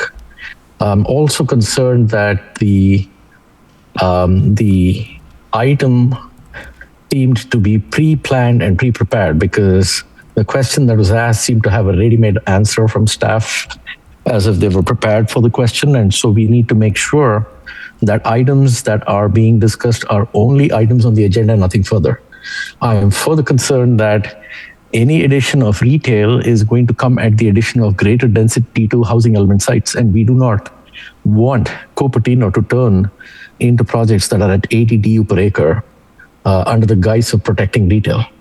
I think we need a more thoughtful discussion to retail. We cannot rush the retail topic, attaching it to this item because this is a time bound based on state laws. So I urge you to not accept any sort of agenda amendment or motion that tries to include anything having to do with retail on this item. That is simply not agendized. And further, if you need to discuss retail, I would recommend you let that discussion flow through the Planning Commission and allow us to bring you the recommendations that would make sense without compromising density. I do not think Cupertino wants to see density at 80 DU per acre. Not only is that a concern from the neighborhood and quality of life, but it is also a concern from financial feasibility, as we have seen with the rise.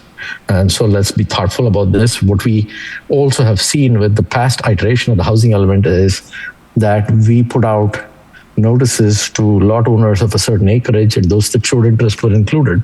And I don't believe we want to take that passive approach.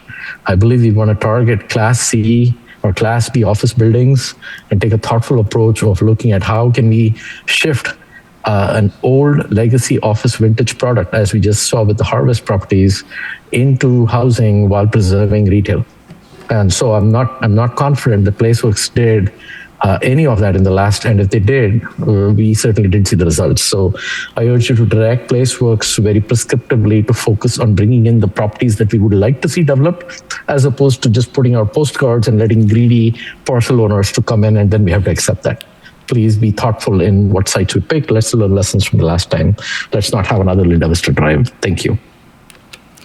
Thank you, Sam. Mayor, that concludes the request to speak on this item. Thank you.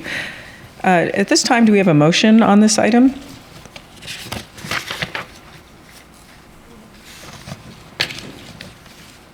Would anyone care to move the recommended action? Yes. Sorry.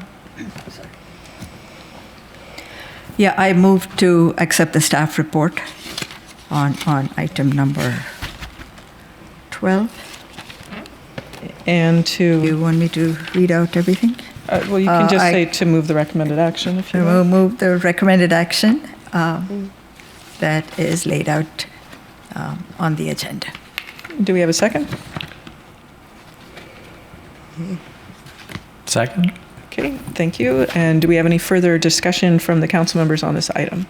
Vice Mayor? Yeah. So the Placeworks did our housing element update. So will they be charging us for the work that they have done for the housing element again for this project? No, this is an entirely different scope of work. So they will build on top of the work they have done before, right? So the estimate is about $500,000. And so this is no net loss is mandated by the state. But is there any funding from the state for any housing element work? I'm not aware of any for this. So this is an unfunded mandate by the state. And if we don't do it, we will be in trouble. We have 180 days under state law to address. Okay.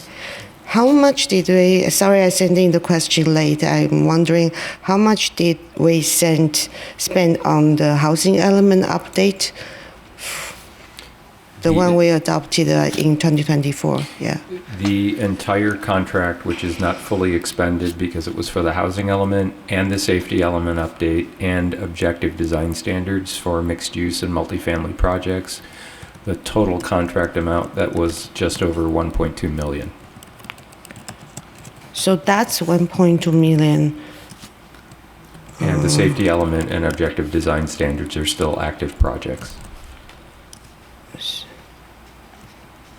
And so this one, an extension will be half of that. Did that included an environmental assessment? That is correct. So the 1.2 million is an estimate, but it's still ongoing, right? And this one will include an environmental assessment or an EIR? This will not include an environmental assessment. That was reached through the settlement agreement on the housing element. this has two options, either an addendum to the general plan EIR or a standalone EIR. The dollar amount you're being asked to approve is for a standalone EIR, which appears to be the more likely of the two options. So the $500,000 will be, we will be able to do a standalone EIR, which we didn't do for the 2024 adopted housing element. That is correct. This would be an environmental impact report, and that was an environmental assessment. Okay, and then what would be the advantage to the city to have an EIR rather than just the environmental assessment? An EIR makes your environmental review more clear. With the action taken, EIRs can be tiered off of for future development. They could be deemed to have fully analyzed that development. They give you a basis under CEQA that the environmental assessment did not. And for example, if we have an upcoming new project, what will be different about that new project? You would likely be able to use the EIR to see if it analyzed that project fully, and if it did not, you could focus on areas that you think need a further look rather than starting, say, from ground zero. The environmental assessment, while it has a lot of information, does not allow us to use it like you do an EIR. For example, for the Village Court project we just did last week, and it seems we found out kind of late that there are some pits on the site that hasn't been studied. So would EIR be able to find out about that, or it's different? All projects would be different. In the case of that, it qualified for a CEQA exemption, just like the project did tonight. So having an EIR doesn't mean a project wouldn't qualify for an exemption if it were eligible. But having an EIR, as I remember, it when we find the significant unavoidable impact, we would be able to identify mitigation measures that we can adopt. And then future projects will have to implement those adopted mitigation measures, right? That is correct, that you could have mitigation measures that EIR analyze that carry through to projects that come afterward. Okay, great. Thank you. So here is a question for the city attorney, though. I don't think we will be able to afford to do a separate process to consider retail. And so can we include the retail? The scope of work right now doesn't include the retail. So should we still amend it so it's included? And if we don't amend it, would the consultant still be able to do that? I think I'd have to ask Luke to opine on that. I don't know that I caught the whole thing, but was this again going to the commercial retail discussion?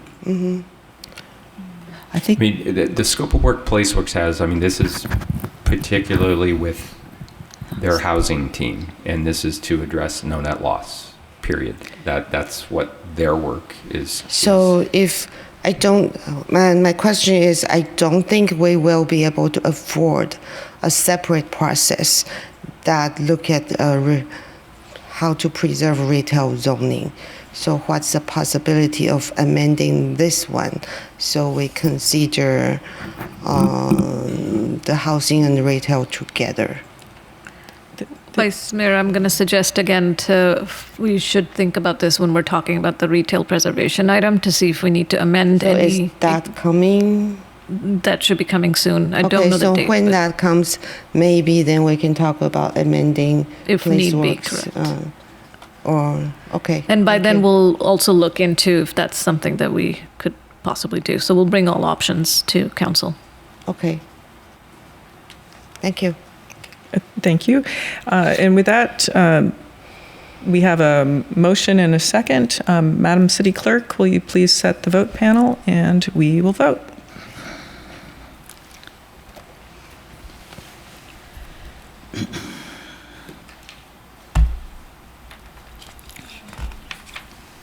The The motion carries with Wong absent.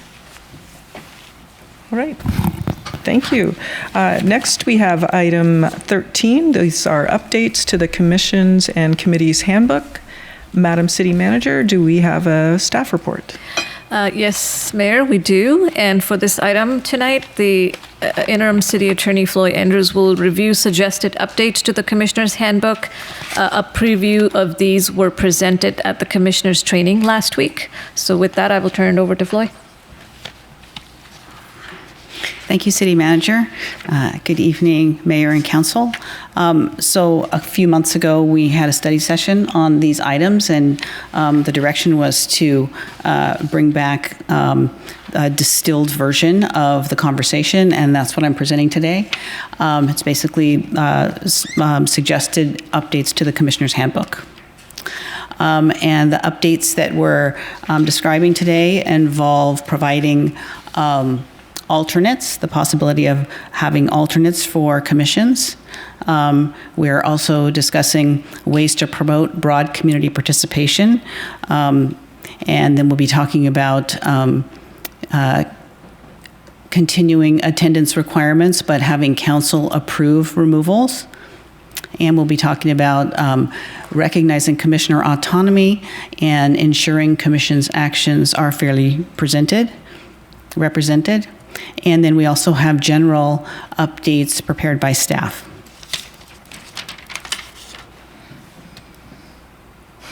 So appointing alternates. So when members miss meetings, oftentimes you have quorum issues, and then the commission is unable to do business. So the idea had come up that we would appoint alternates who, when a commissioner is going to be absent, the chair could seat that alternate, and this alternate could vote, and then that would help make sure that we had quorums for our meetings. It also increases community participation because you have yet another seat that the community can participate in, sit in, and it sort of sets up a potential future commissioner for that commission, although you would still need to have a recruitment before you replaced a vacant seat. I will say that staff suggests that appointing alternates will create more work for staff because you'll have an extra person for each commission, and that means an extra city email, forms, they will all have to fill out Form 700s, communicating with the extra people. So it's not a complete wash. It is a little bit of extra time for staff. But the recommended action is that the council do appoint alternates for their commissions.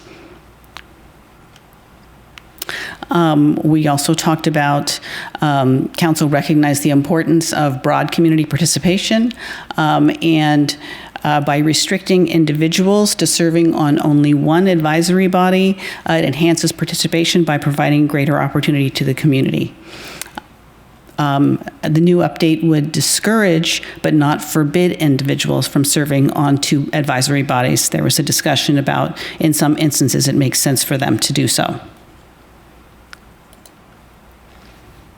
And we talked about attendance requirements. I just basically, the requirements would stay the same, but before somebody is, there wouldn't be any automatic removal when somebody missed the number of meetings. Instead, it would come to the the council to make that determination. Regarding commissioner autonomy, sitting commissioners don't abandon their autonomy and their First Amendment rights to be able to, express their personal viewpoint. And so we are suggesting updates to 3 different provisions within the Commissioner's Handbook to address that. One pertains to the commissions section of the handbook, and it suggests that we remove this paragraph. I'm not sure if it makes sense for me to read the paragraph. I'm happy to do so if that would make it easier. Am I saying nobody's nodding? Okay, so we would remove this paragraph and we would add this paragraph. And maybe I will just quickly read this. Individual commissioners are at liberty to express their personal opinions to the City Council on items within the scope of their commission's jurisdiction if they clearly state that they are speaking on behalf of themselves only. The council appreciates hearing the rationale supporting both the majority position and the minority position, as this enriches the decision-making process. There was also discussion about potentially adding this next sentence, which is why it's highlighted. It's something I think we'll need to decide on because it wasn't clear from the last study session. However, if the individual commissioner's personal recommendation is inconsistent with the position taken by the full commission, the individual commissioner should also provide the city council with a general description of the full commission's position.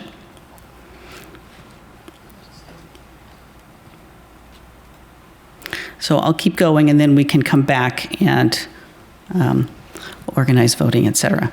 The second section pertains to recommendations and reports. And it would update this section as follows. The commissioner selected by the chair as the commission representative should strive to represent the position of the commission as a whole at the meeting as necessary, regardless of the commissioner's personal views. So this pertains specifically to the commissioner who has been selected to speak on behalf of the commission. They, if they're presenting to the city council, should be presenting the majority vote of the commission. And then finally, we have a few updates to the use of email section. So this language on the screen would be removed. I won't read it. And this language would be added. When advocating or discussing a matter within the scope of your commission's jurisdiction, ensure that the email cannot be construed as representing the views of the full commission, unless the commission has affirmatively voted to approve the position presented. Please do not forward or reply to a city email from your personal email address. Once your term on the commission is over, your city email will be terminated. So you need to ensure that you're not suggesting that you're representing the views of the full commission when you're using your city email. And the second update would be, all city emails are subject to the Public Records Act, and you should use your city email. Oh, this language is to be removed. I'll only read the language to be added in its place. All city emails are subject to the Public Records Act, and you should use your city email to communicate about any matter within the jurisdiction of your commission.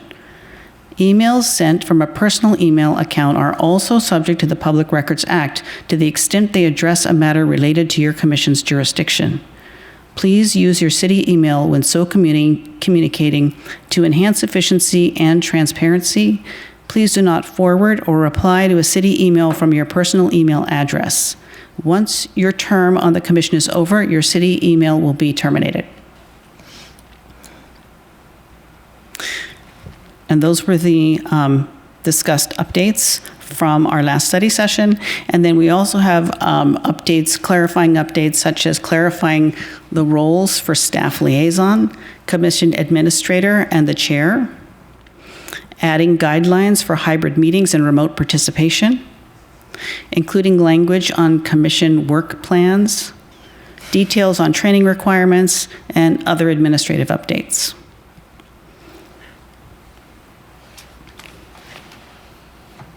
Thank you. Thank you. So we'll begin first with council clarifying questions. And thank you for the report. And I know there was a lot of details that went into this, and we had a lot of issues that we were trying to work out and do so as fairly as possible. So, Councilmember Mohan? Thank you. Thank you, Madam City Attorney. I did need a clarification on update 1, where you added, if you could get that, if you're ready for it, let me know. And there is there's something in parentheses at the end. However, if the individual commissioner's personal recommendation is inconsistent with the position taken by the full commission, the individual commissioner should also provide the city council with a general description of the full commission's position. So my question is, at that point, is the individual commissioner representing himself or herself as a commissioner or as a resident or of the community? The way I understand that is a commissioner would say, this is my personal opinion, but I should let you know that the commission that I sit on has voted to support this alternate viewpoint. And I'm speaking in my personal capacity? Correct. Okay, if that's what it's intended to be, I'm good with it. Correct. Thank you. Pardon, Councilmember Mohan, are you in support of the however section at the end? Yes, if that's what it means. Okay, so you would like to see it included. Okay. Do we have any other clarifying questions? Vice Mayor? Actually, I would like to see that however section removed. I don't think that's really necessary. Confuse the issue. Because when they say they represent themselves, it's their own opinion. I don't think it's necessary for them to have a general description of the full commission's position. Because when they talk to the council, we all know. And sometimes this sometimes the recommendation might be pretty long. The general description might not capture it accurately, and then people might complain, right? So it's sufficient just to say this is my personal opinion. So I don't think that part is necessary. I have other more minor comments. I think I'll do that later. Yeah.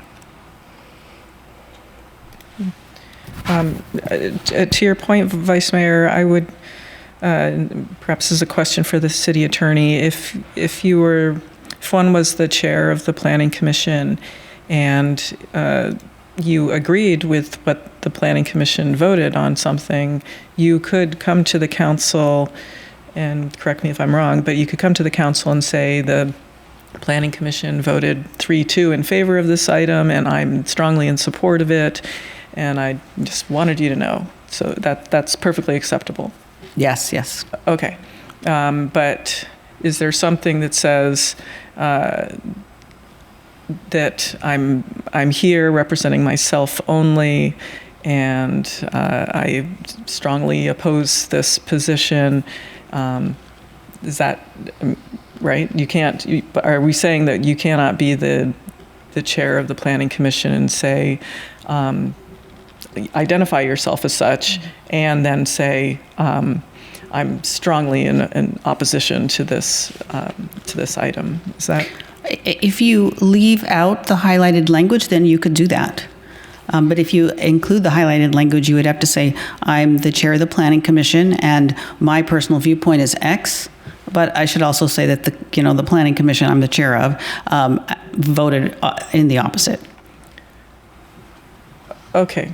Hold on, I'm not quite sure I'm catching this. So the way this is saying is that this ad is that an individual commissioner can say their own personal opinions as long as they say they're speaking on behalf of themselves only. Mm-hmm. Okay. That's the first part. Okay, so if we leave out the however part at the end, so the individual can go either way. If I'm saying I'm speaking on behalf of myself only, I'm not using my title, and I support what the commission voted for, the majority voted for, or you can say I oppose what they voted for. You're good either way. But if you're going to use the title, that's not what this is addressing. If you're using the title, you can really only say I'm in support of what the majority voted for. I am not making a distinction between using the title and not using the title. Oftentimes people say I'm a member of the Housing Commission, but I'm speaking on behalf of myself alone. Right. So now you fall within this section. If instead you're the chair of the Housing Commission, right, and you show up and say, I'm the chair of the Housing Commission, and this is what I personally believe, there you're using personally again, but by the way, the Housing Commission voted the other way, I think you're still within the bounds of this. But if you say, I'm the chair of the Planning Commission, and I voted for X. Then you're not saying it's your own personal opinion. You're saying you're the chair and you voted for X. And I think you're suggesting that that's probably what the Planning Commission did too. Okay. No, well, what I'm saying is it is okay for the Planning Commission chair, if they voted for something, the majority voted for it, for them to come and let us know that. Yes. Yeah, perfectly fine. Okay. So I'm not sure that we necessarily need the bracketed section. Okay. Are there any further clarifying questions at this point? Councilmember Fruin. Turning to update 3A, if we can go there for a moment. So this line finishes, ensure that the email cannot be construed as representing the views of the full commission. I don't see in this a means for encapsulating representation, especially for an email to the outside of the organization, the city's position. Because I could see somebody outside of the city of Cupertino, say an email going to some other public agency somewhere, misconstruing what a commissioner is, for example, and assuming that that's staff and that that's the position of the city. So is there a way that we can amend this language to perhaps embrace that concept? Sort of the however language from the earlier one. Something along those lines, just so that it's clear that it's not the position of the city. Mm-hmm. Got it. Yes. Because even if the commission voted in favor of that, like I said, it might not be clear to someone on the outside that a commissioner is an appointee of the city council and generally speaking is acting in an advisory capacity and is not a staff member, for example, trying to coordinate a response. So you're saying that even if their commission voted in favor of the position that they're moving forward in the email, they still should have the requirement that they say something like, I'm just a commissioner. Something. It could even be boilerplate that you just suggest that they can paste in. Mm-hmm. That way it's easy. They don't have to stress over what's going to get them in trouble, what's not, and it's just there. Mm-hmm. We could add that, like I don't know what it would be, a couple of sentences that would be boilerplate. Always put this on your email if you're going to be sending it out into the world. Sure. Mm-hmm. Yeah.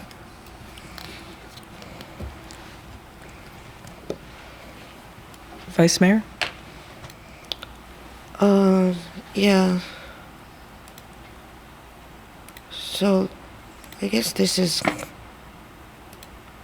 kind of like, okay, so I guess it's easier to share the screen. This is another section of this is another section screenshotted from the staff report. It says the recommendation, maybe easier if actually we read the original section. Let me. Which section are you looking at? The section about when they actually represent the commission to speak. I kind of feel it's a little awkward there. Okay, so this is a section. So the chair. Does anybody see that on their screen? Do you see? No. I believe it's recommendations and reports to council. Oh, sorry, I think I lost that. How do I stop sharing though? Oh, here, this one. I feel. Do you see that? Oh, here it is.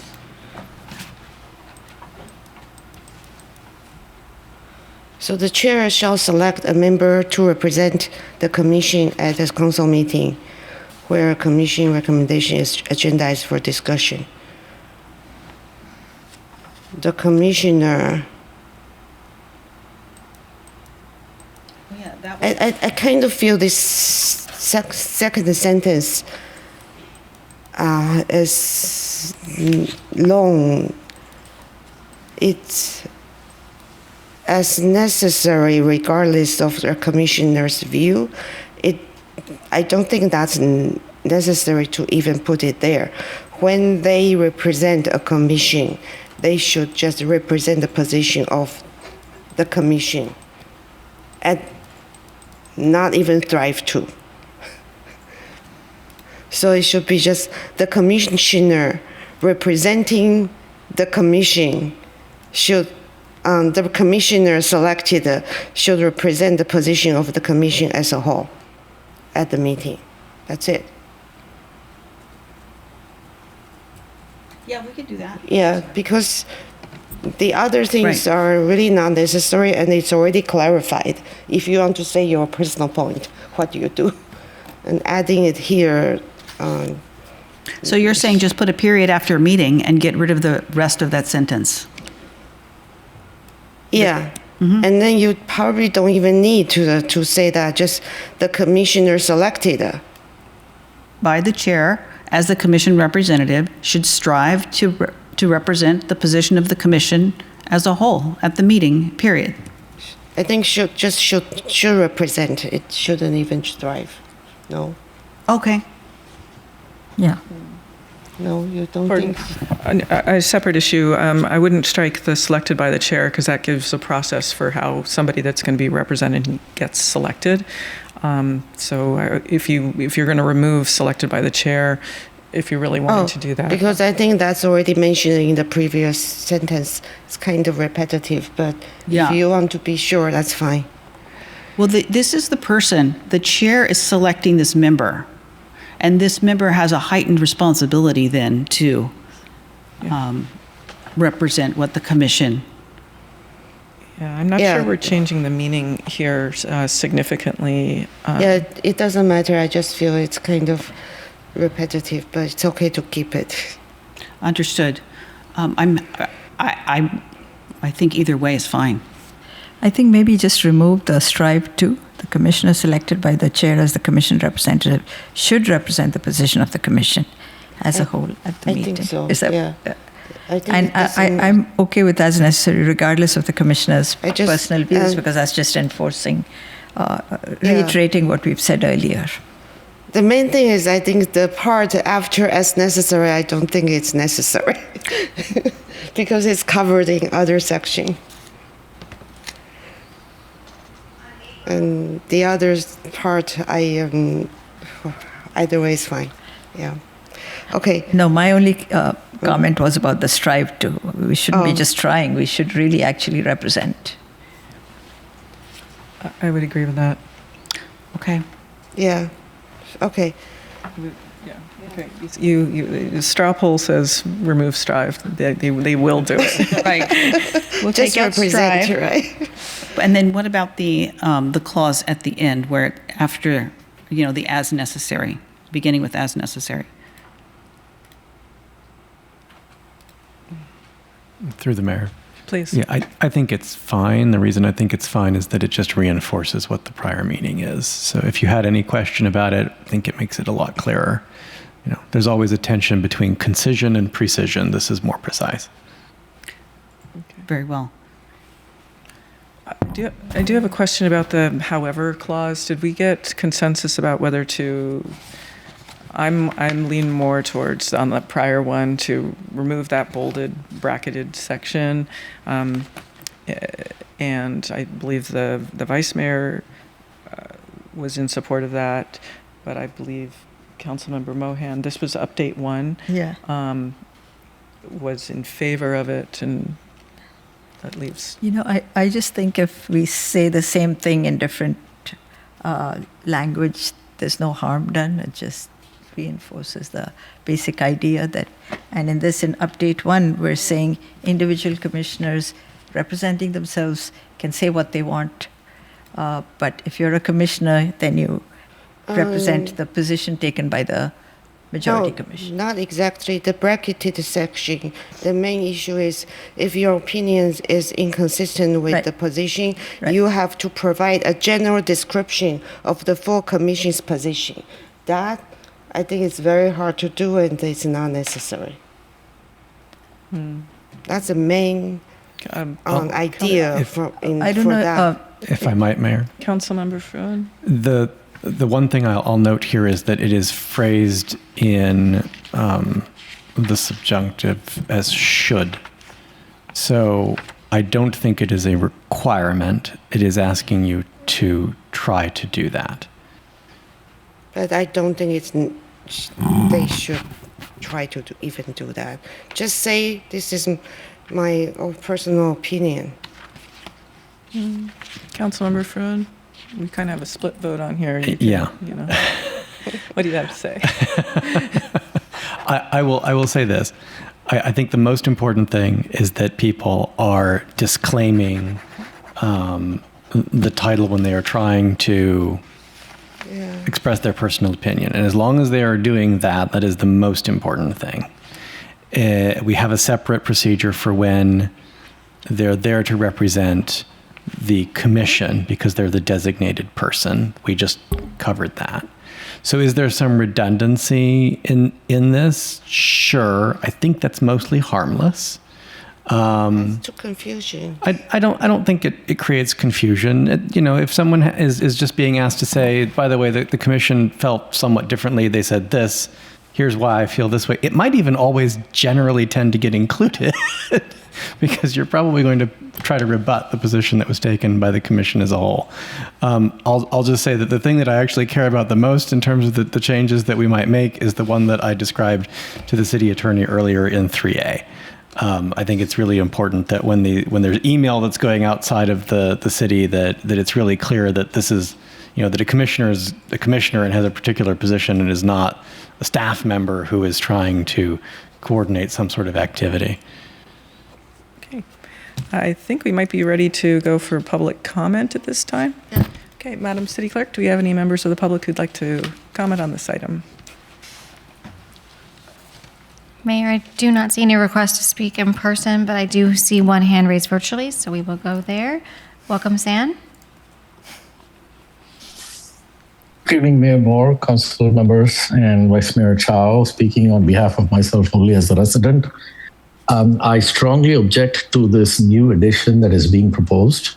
The reason being that the Commissioner's Handbook states that, or the Council Procedures Handbook states, I think in 4.2 or something like that the chair of a commission shall attend the council meeting if an item that was heard at the commission is being presented on the council agenda.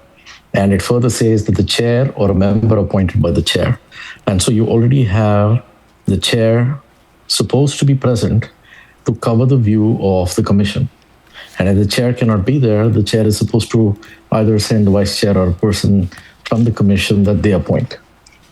Through my tenure as chair, I was present, and I let council know that I was present, and I would be available to answer questions.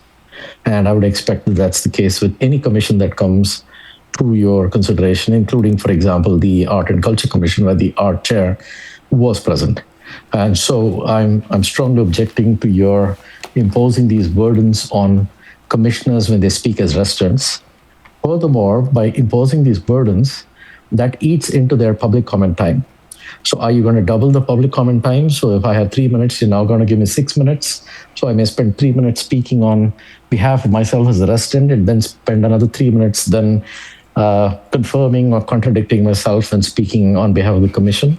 Because you cannot eat into my 3 minutes expecting me to speak as a commissioner when I'm there to represent myself as a resident only. And so unless you're going to give me 6 minutes, I would strongly object to this change. Furthermore, what problem are we really trying to solve? It's not clear to me. I would also encourage you to take a fine-tooth comb to these changes. Some of the changes that are proposed, bring in language, for example, such as a chair shall speak with the staff liaison. That sentence did not exist before. So by adding that sentence, are we saying that the chair can no longer speak to the director or the assistant director of the department they're working with?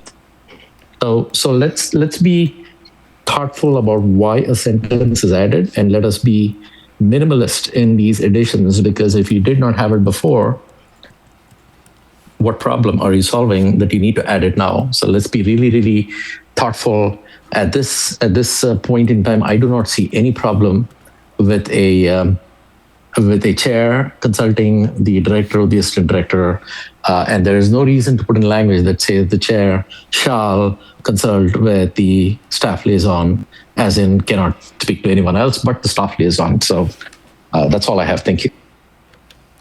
Thank you, San. Mayor, that concludes the request to speak on this item.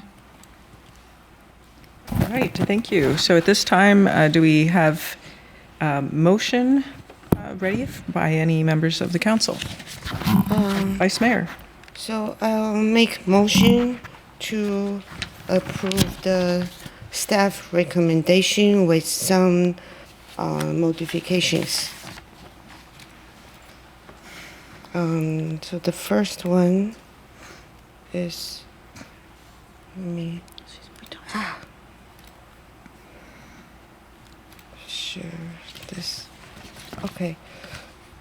So the first one is, I think the bracketed version, the portion should be removed.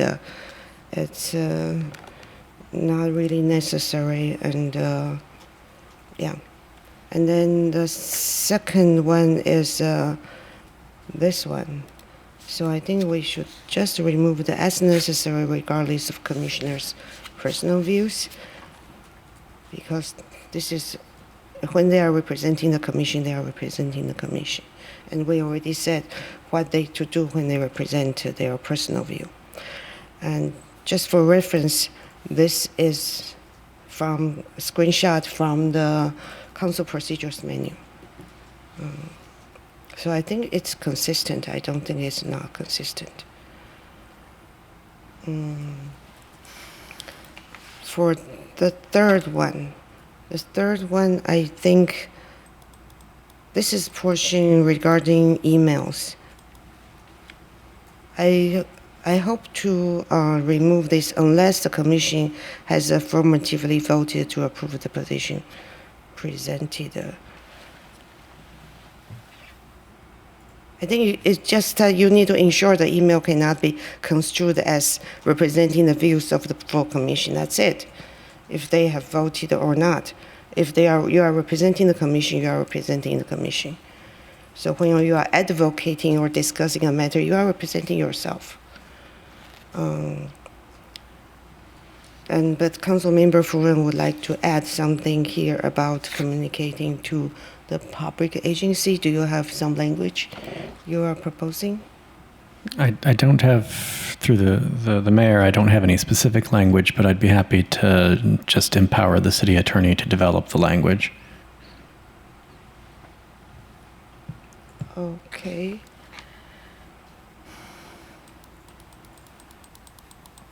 So to clarify the communication, how to communicate with other agencies. My understanding of the councilman's comment was that we would come up with sort of a boilerplate statement that would be attached basically to all emails that went out, which we can do. I would like to take some time offline to get it right and not come up with it at this moment. Okay, but we can add, a couple of sentences that everybody's expected to have attached to their emails. So I think the addition there would just be to delegate to you the development of that text. Yeah. So is that okay? Through the mayor, just for the alternate section, if the added language for this section is going to come back to council, and if we may have a little bit of time to understand what the additional staff time might look like for the alternate model, I just wanted to throw it out there if we can perhaps bring that at the next round as well. I'm hoping that we can actually organize action and vote on it today. And it could be that we don't include alternates and we could vote on that today. What I'd like to see is us vote on each of these either separately or as a package, but kind of move through each one and get actual action so we can move forward and not come back. Okay. So maybe can I first get a second for, I think, 1, 2, 3, 4 items, 4 modifications so far. This is not. I'd like to kind of conduct a straw poll on the removal of the however clause. Is that something that's going to cause the whole motion to fail? If anyone would care to share their thoughts on that.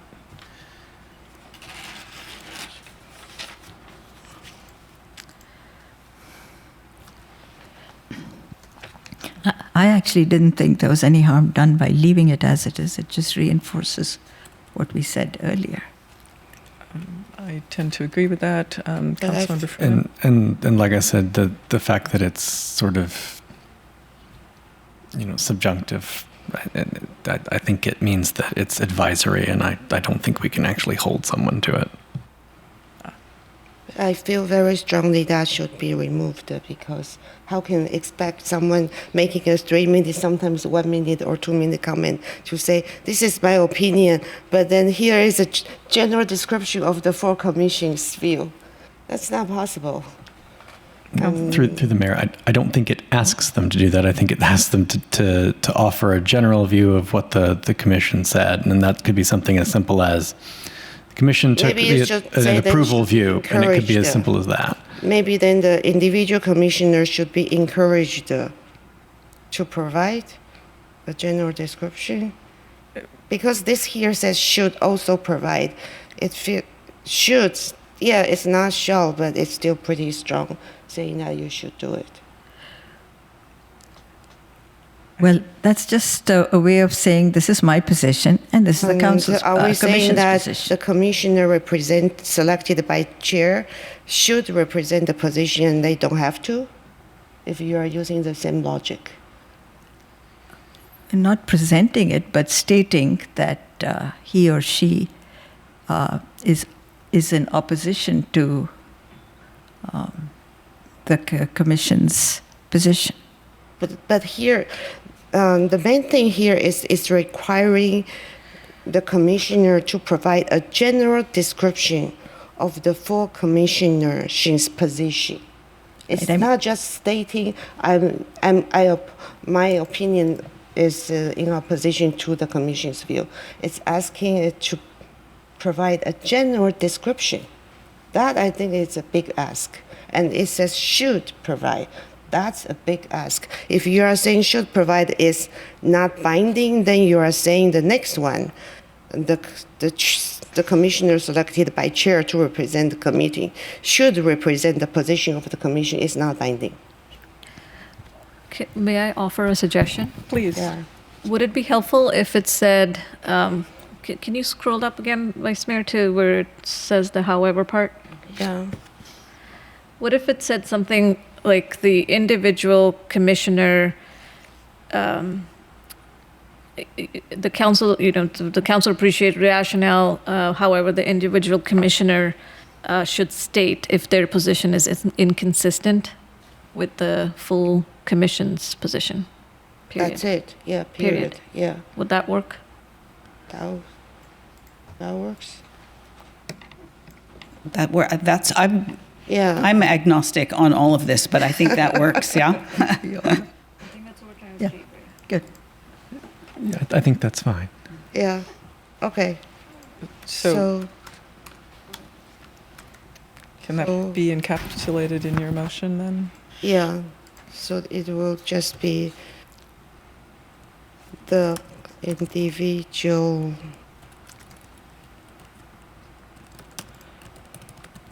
nurse personal should state if their opinion is inconsistent with the full, should recognize maybe.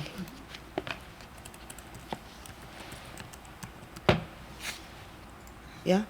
Yeah. That okay? Yeah. So that's, and then the second one is the way we remove drive to should represent and remove the as necessary Yeah, this is okay. And the third, I think this, unless the commissioner has affirmatively voted, is unnecessary again. Okay. Just ensure it cannot be construed as representing the full commission. That's all. Because sometimes you communicate even before it's voted on or not. Yeah. And then so we have added that we want to clarify how to communicate with other agencies. This is to be determined by the city attorney. Should we also include the consultants of the city? My concern was mostly with anybody outside of the organization. So I think that as long as it's boilerplate that indicates, what a commissioner is, and that it's not a representation of the city's official position, that should be sufficient.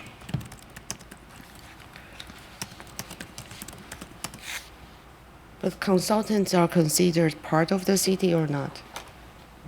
Well, I think a baby should just not even be outside of the city, but this email that you're using should have, whenever you use it, you should have this two-sentence thing that lets people know that this is a single commissioner speaking and not an official word from the city, because people in the outside world may not be aware of that and might be easily confused. Yeah, not to offer you a suggestion on how to do the job, but we have signature blocks. There might be something that could be incorporated into it.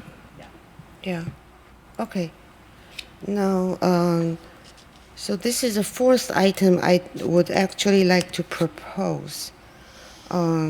This is a screenshot from the council procedures menu regarding the future agenda item. And right now, in the council meeting, under the future agenda item, we have attached a draft council meeting agenda with a look ahead of 2 meetings or more and some upcoming agenda items. And we have gotten comment from commission chairs. Sometimes they don't even know what's coming until the day before the agenda is to be published. That has been my experience when I first became mayor the last year. So slowly we try to improve the process so we have better agenda planning. So I thought we can try to implement that with the commission agenda planning also. So would that be possible, city manager? I think it's already in the commissioner's handbook. Is it? Am I wrong? I don't think so. I think in the handbook, there's the process of setting future agenda items, but it's not explicitly, it does not call out the attachment on the agendas for any look ahead currently, like we do for council agendas.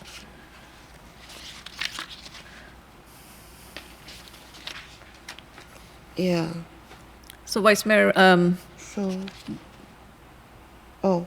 I think I kind of drafted a little bit to be a bit more specific, because this screenshot from the council agenda is kind of more general. So each commission meeting should have the future agenda item. Maybe that's already there. And the draft future agenda document should include at least 2 upcoming meetings or more and other to be agendized items. That's I think it's a great idea. The only complication might be because commission meetings commissions are slightly different than each other. Putting it in the commission handbook would like we're requiring commissions to have work plans, right? So some of them can follow those items. Planning commission is completely different, right? So this might work for planning commission, but it may not work for other commissions. So I like the idea. I just worry if we can actually accomplish that for all of the commissions. So maybe if we add... my understanding is the other commission, when I had the commission chair meeting last year, most of the commission are already having more look ahead. Planning Commission was the only one that has almost zero look ahead. And Yes. so I guess at least 2 upcoming meetings is not asking too much. I know they have different schedule, which is understandable. Therefore, I'm not saying 1 month look ahead. I'm just saying, okay, at least at least at this meeting, the commissioner maybe have an idea of what's coming in the next meeting and after. Of course, it's a draft. It's up to change. Yeah, like I said, I would like to try this. This is a good idea. I wonder if we can just say a draft future agenda document as available should include at least 2 upcoming meetings. So it gives us a little bit of wiggle room in the beginning. And then if it's working, then at the next update Maybe we just say strive to. Yes, strive to. I like that because we should strive. We take it in this case. Just don't want to So box it's us not in too case it doesn't limiting, work. yeah? Yeah, thank you. Okay. Perfect. Okay, that's all. Do I have a second? Moore, second. And Vice Mayor, strive to, not thrive to. Just looks minor.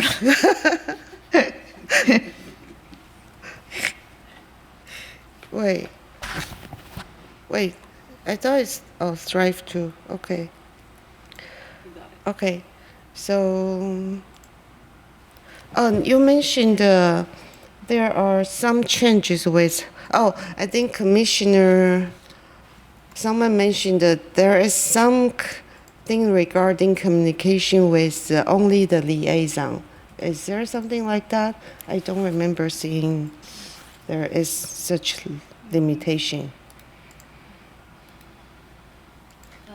I think one of the comments said that somehow we have added a limitation that the chair can only talk to the liaison, not other.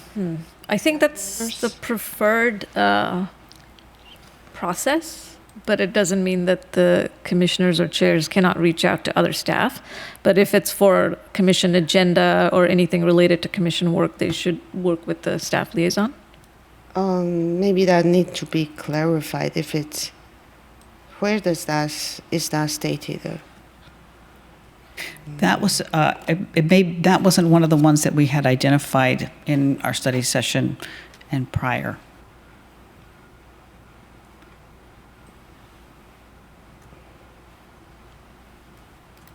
Let me pull it up. Liaison.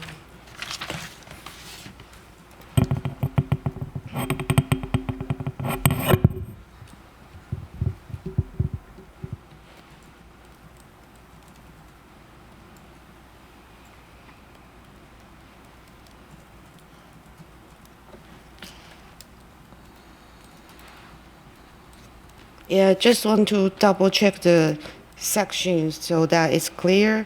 It means for agenda preparation purposes, contact only the liaison. So is that clear? I don't know which section it's referring to. I think it's section 7, or I mean page 7. Preparation for the meetings. clean version.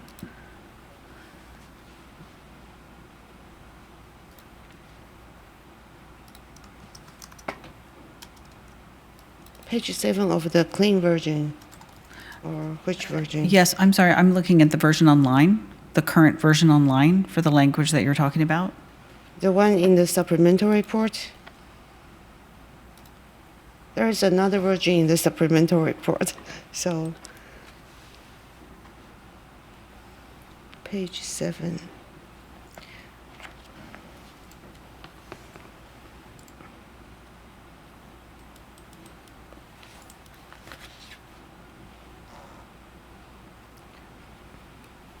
We do have a section. Maybe you can share the screen. That would be I don't know how to do that. I don't know. I do think we should vote on the other items, which is whether you think we should have alternates Okay. or not, while we're also thinking about this. Oh, do we need another motion on the alternate? Yes. Mm-hmm. And are there any other missing parts, or is that? There's the alternate, there's the alternates, Mm-hmm. and there's the attendance requirements where the council will make the decision about whether removal or not. That, and then, I believe we're in agreement with supporting both of those items. Perfect. As recommended. so I'm sorry, that means you are in agreement with having alternates or not having alternates? Yes. Yes. The alternates. Alternates, yes. Who will sit in every meeting and then fill in when there is a vacancy, right? Correct. So the alternates are required to do everything except voting. Correct. So they will do Form 700, and they have to perform all the training. Correct. They just cannot vote until they are. So who will decide who will be placing them as primary? If somebody is absent from the meeting, then the chair at the top of the meeting would seat the alternate to be the voting member for that meeting. So that means any meeting, in case a commissioner cannot attend for just that meeting, the first alternate then can vote. Correct. In that place. Correct, and Okay. count for quorum. Okay. A quick question with regarding the attendance of the alternate. Would watching a recorded meeting count as attending, since they can't actually vote? What you're wanting is for them to be up to date with the committee or commission. Is that right? I would think that that would be a reasonable compromise for an alternate. Okay. So we could add that. Okay. Councilmember Fruin? With respect to the chair seating the alternate, is this a ministerial duty that the chair would have to seat the alternate, or is it a discretionary choice on the part of the chair? I don't know if the government code speaks to that. Can we make it a ministerial duty? Yes, we Okay. should. We should, unless the government code does speak to that, which I don't think it does. So we should make it ministerial. Okay. Correct. Yes. Yeah, so that means if one commissioner did not show up, the chair doesn't have a choice to not seat the alternate. Correct. So the chair is required to seat the alternate. Only if there's a quorum problem, right? Not only if there is a quorum problem. If a member of the commission, a voting member, is absent, and the alternate is at the meeting, then the chair can seat the alternate. And what we're saying is the chair must seat the alternate to be a voting member for that meeting, whether you have a quorum or not. Mm-hmm. Yeah. Okay. We are So I just, agreement on that. Okay. just to clarify, these alternates would not fill an unscheduled vacancy. If an unscheduled Yeah. vacancy, okay, just want to make that clear. And then I'm assuming that these alternate appointments would be done during the appointment process. When you make your official appointments, you would select your alternate at that same time. Mm-hmm. Correct? Okay. So you would need to accept these two new additions to your original motion. The original motion number. I think we might be How at do you 5. space that? How do you express that? Is there something I can copy from the staff report? On seating alternates? Yeah. I think the staff report just says that the chair will seat, once the chair has seated the alternate could vote. Okay. But I can find it. So but if we vote on the concept, then I think I can draft it up. I don't think we need to specifically clarify the language. Oh. And then we'll have the commissioner handbook done. And if a council member reads it and is like, no, that's not right, then we can reopen whichever one that I might have gotten wrong. So do we want to? How many alternate do we want to appoint? We were talking about one per commission. Only one. Correct. Okay. Ah. This mouse is. Alternate.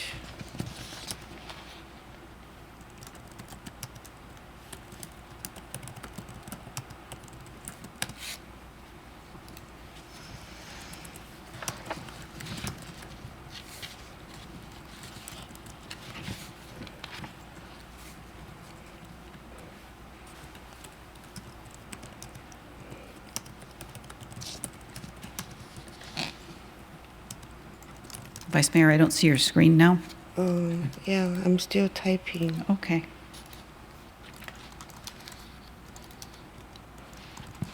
Any commission.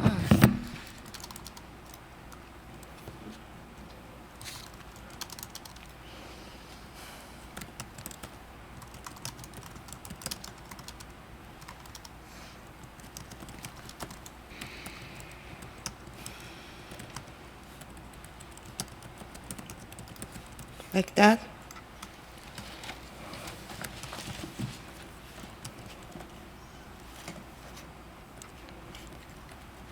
Well, we want to make sure it's clear that by attend, it can be in person or virtually. Or they can watch the recording.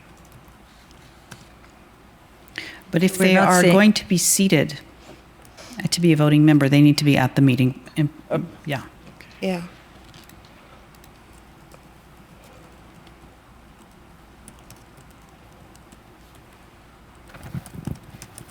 So could it say required to attend each commission meeting, whether live or recorded? I mean, Could say alternate is required to attend each commission meeting in person or virtually, or review the recording. okay.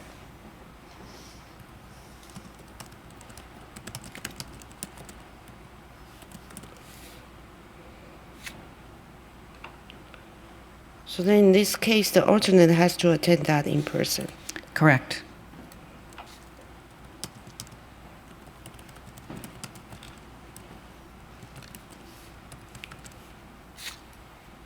Yeah?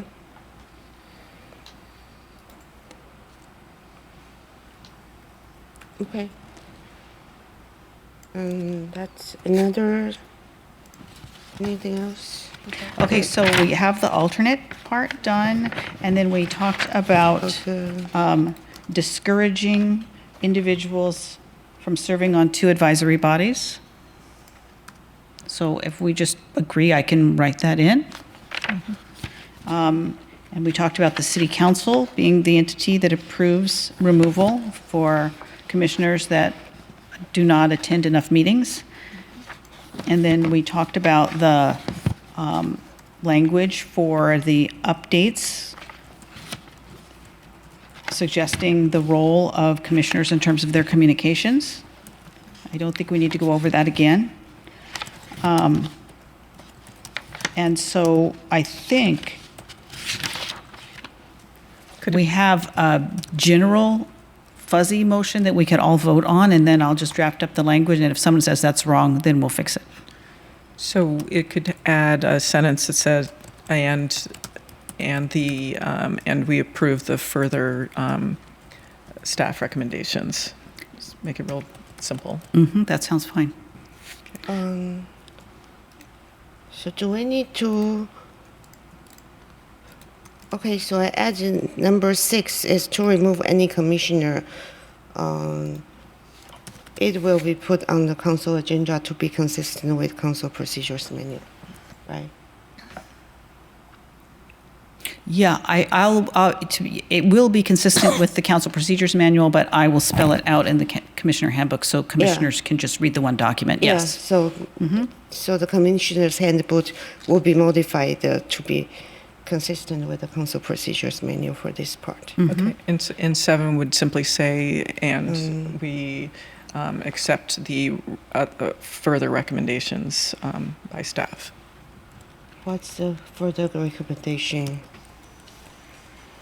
There were a number of other ones which were pretty straightforward. They're just mostly clarifying updates and the red line version. From the staff report. Correct, yeah. Okay.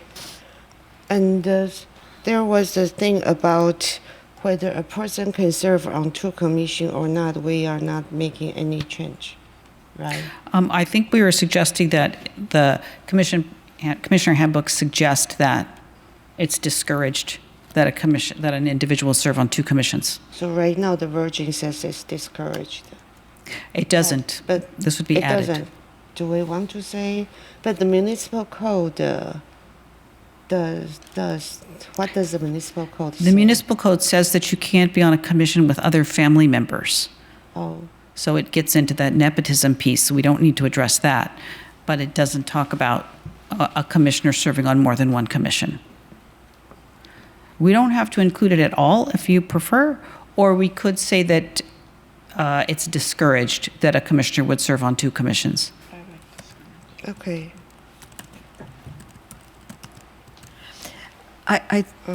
Excuse me.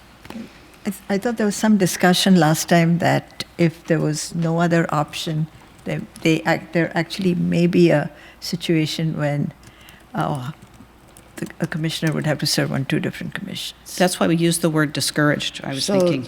So we have flexibility. Yeah, so it's not a ban.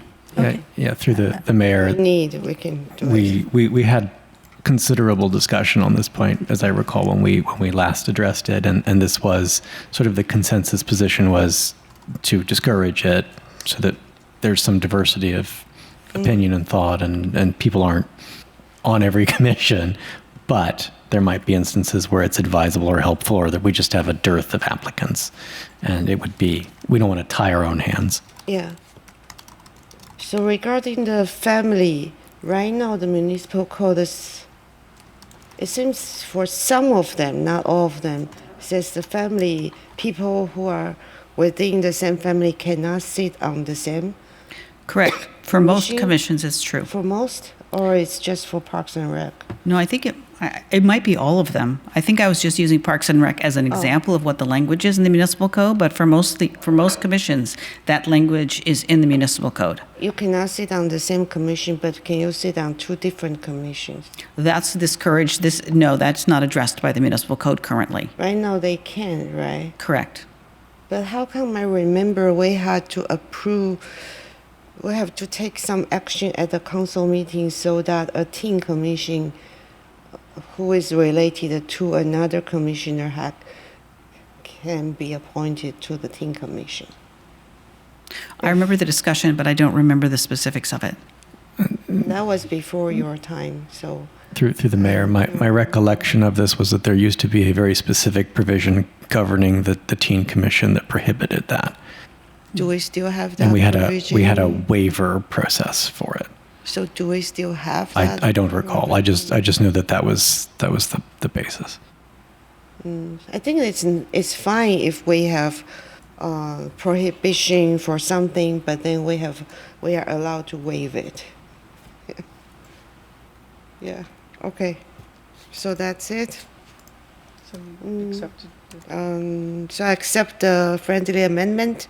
Now we have 8 items. Yeah. And I second that. Okay. I think we're ready to vote.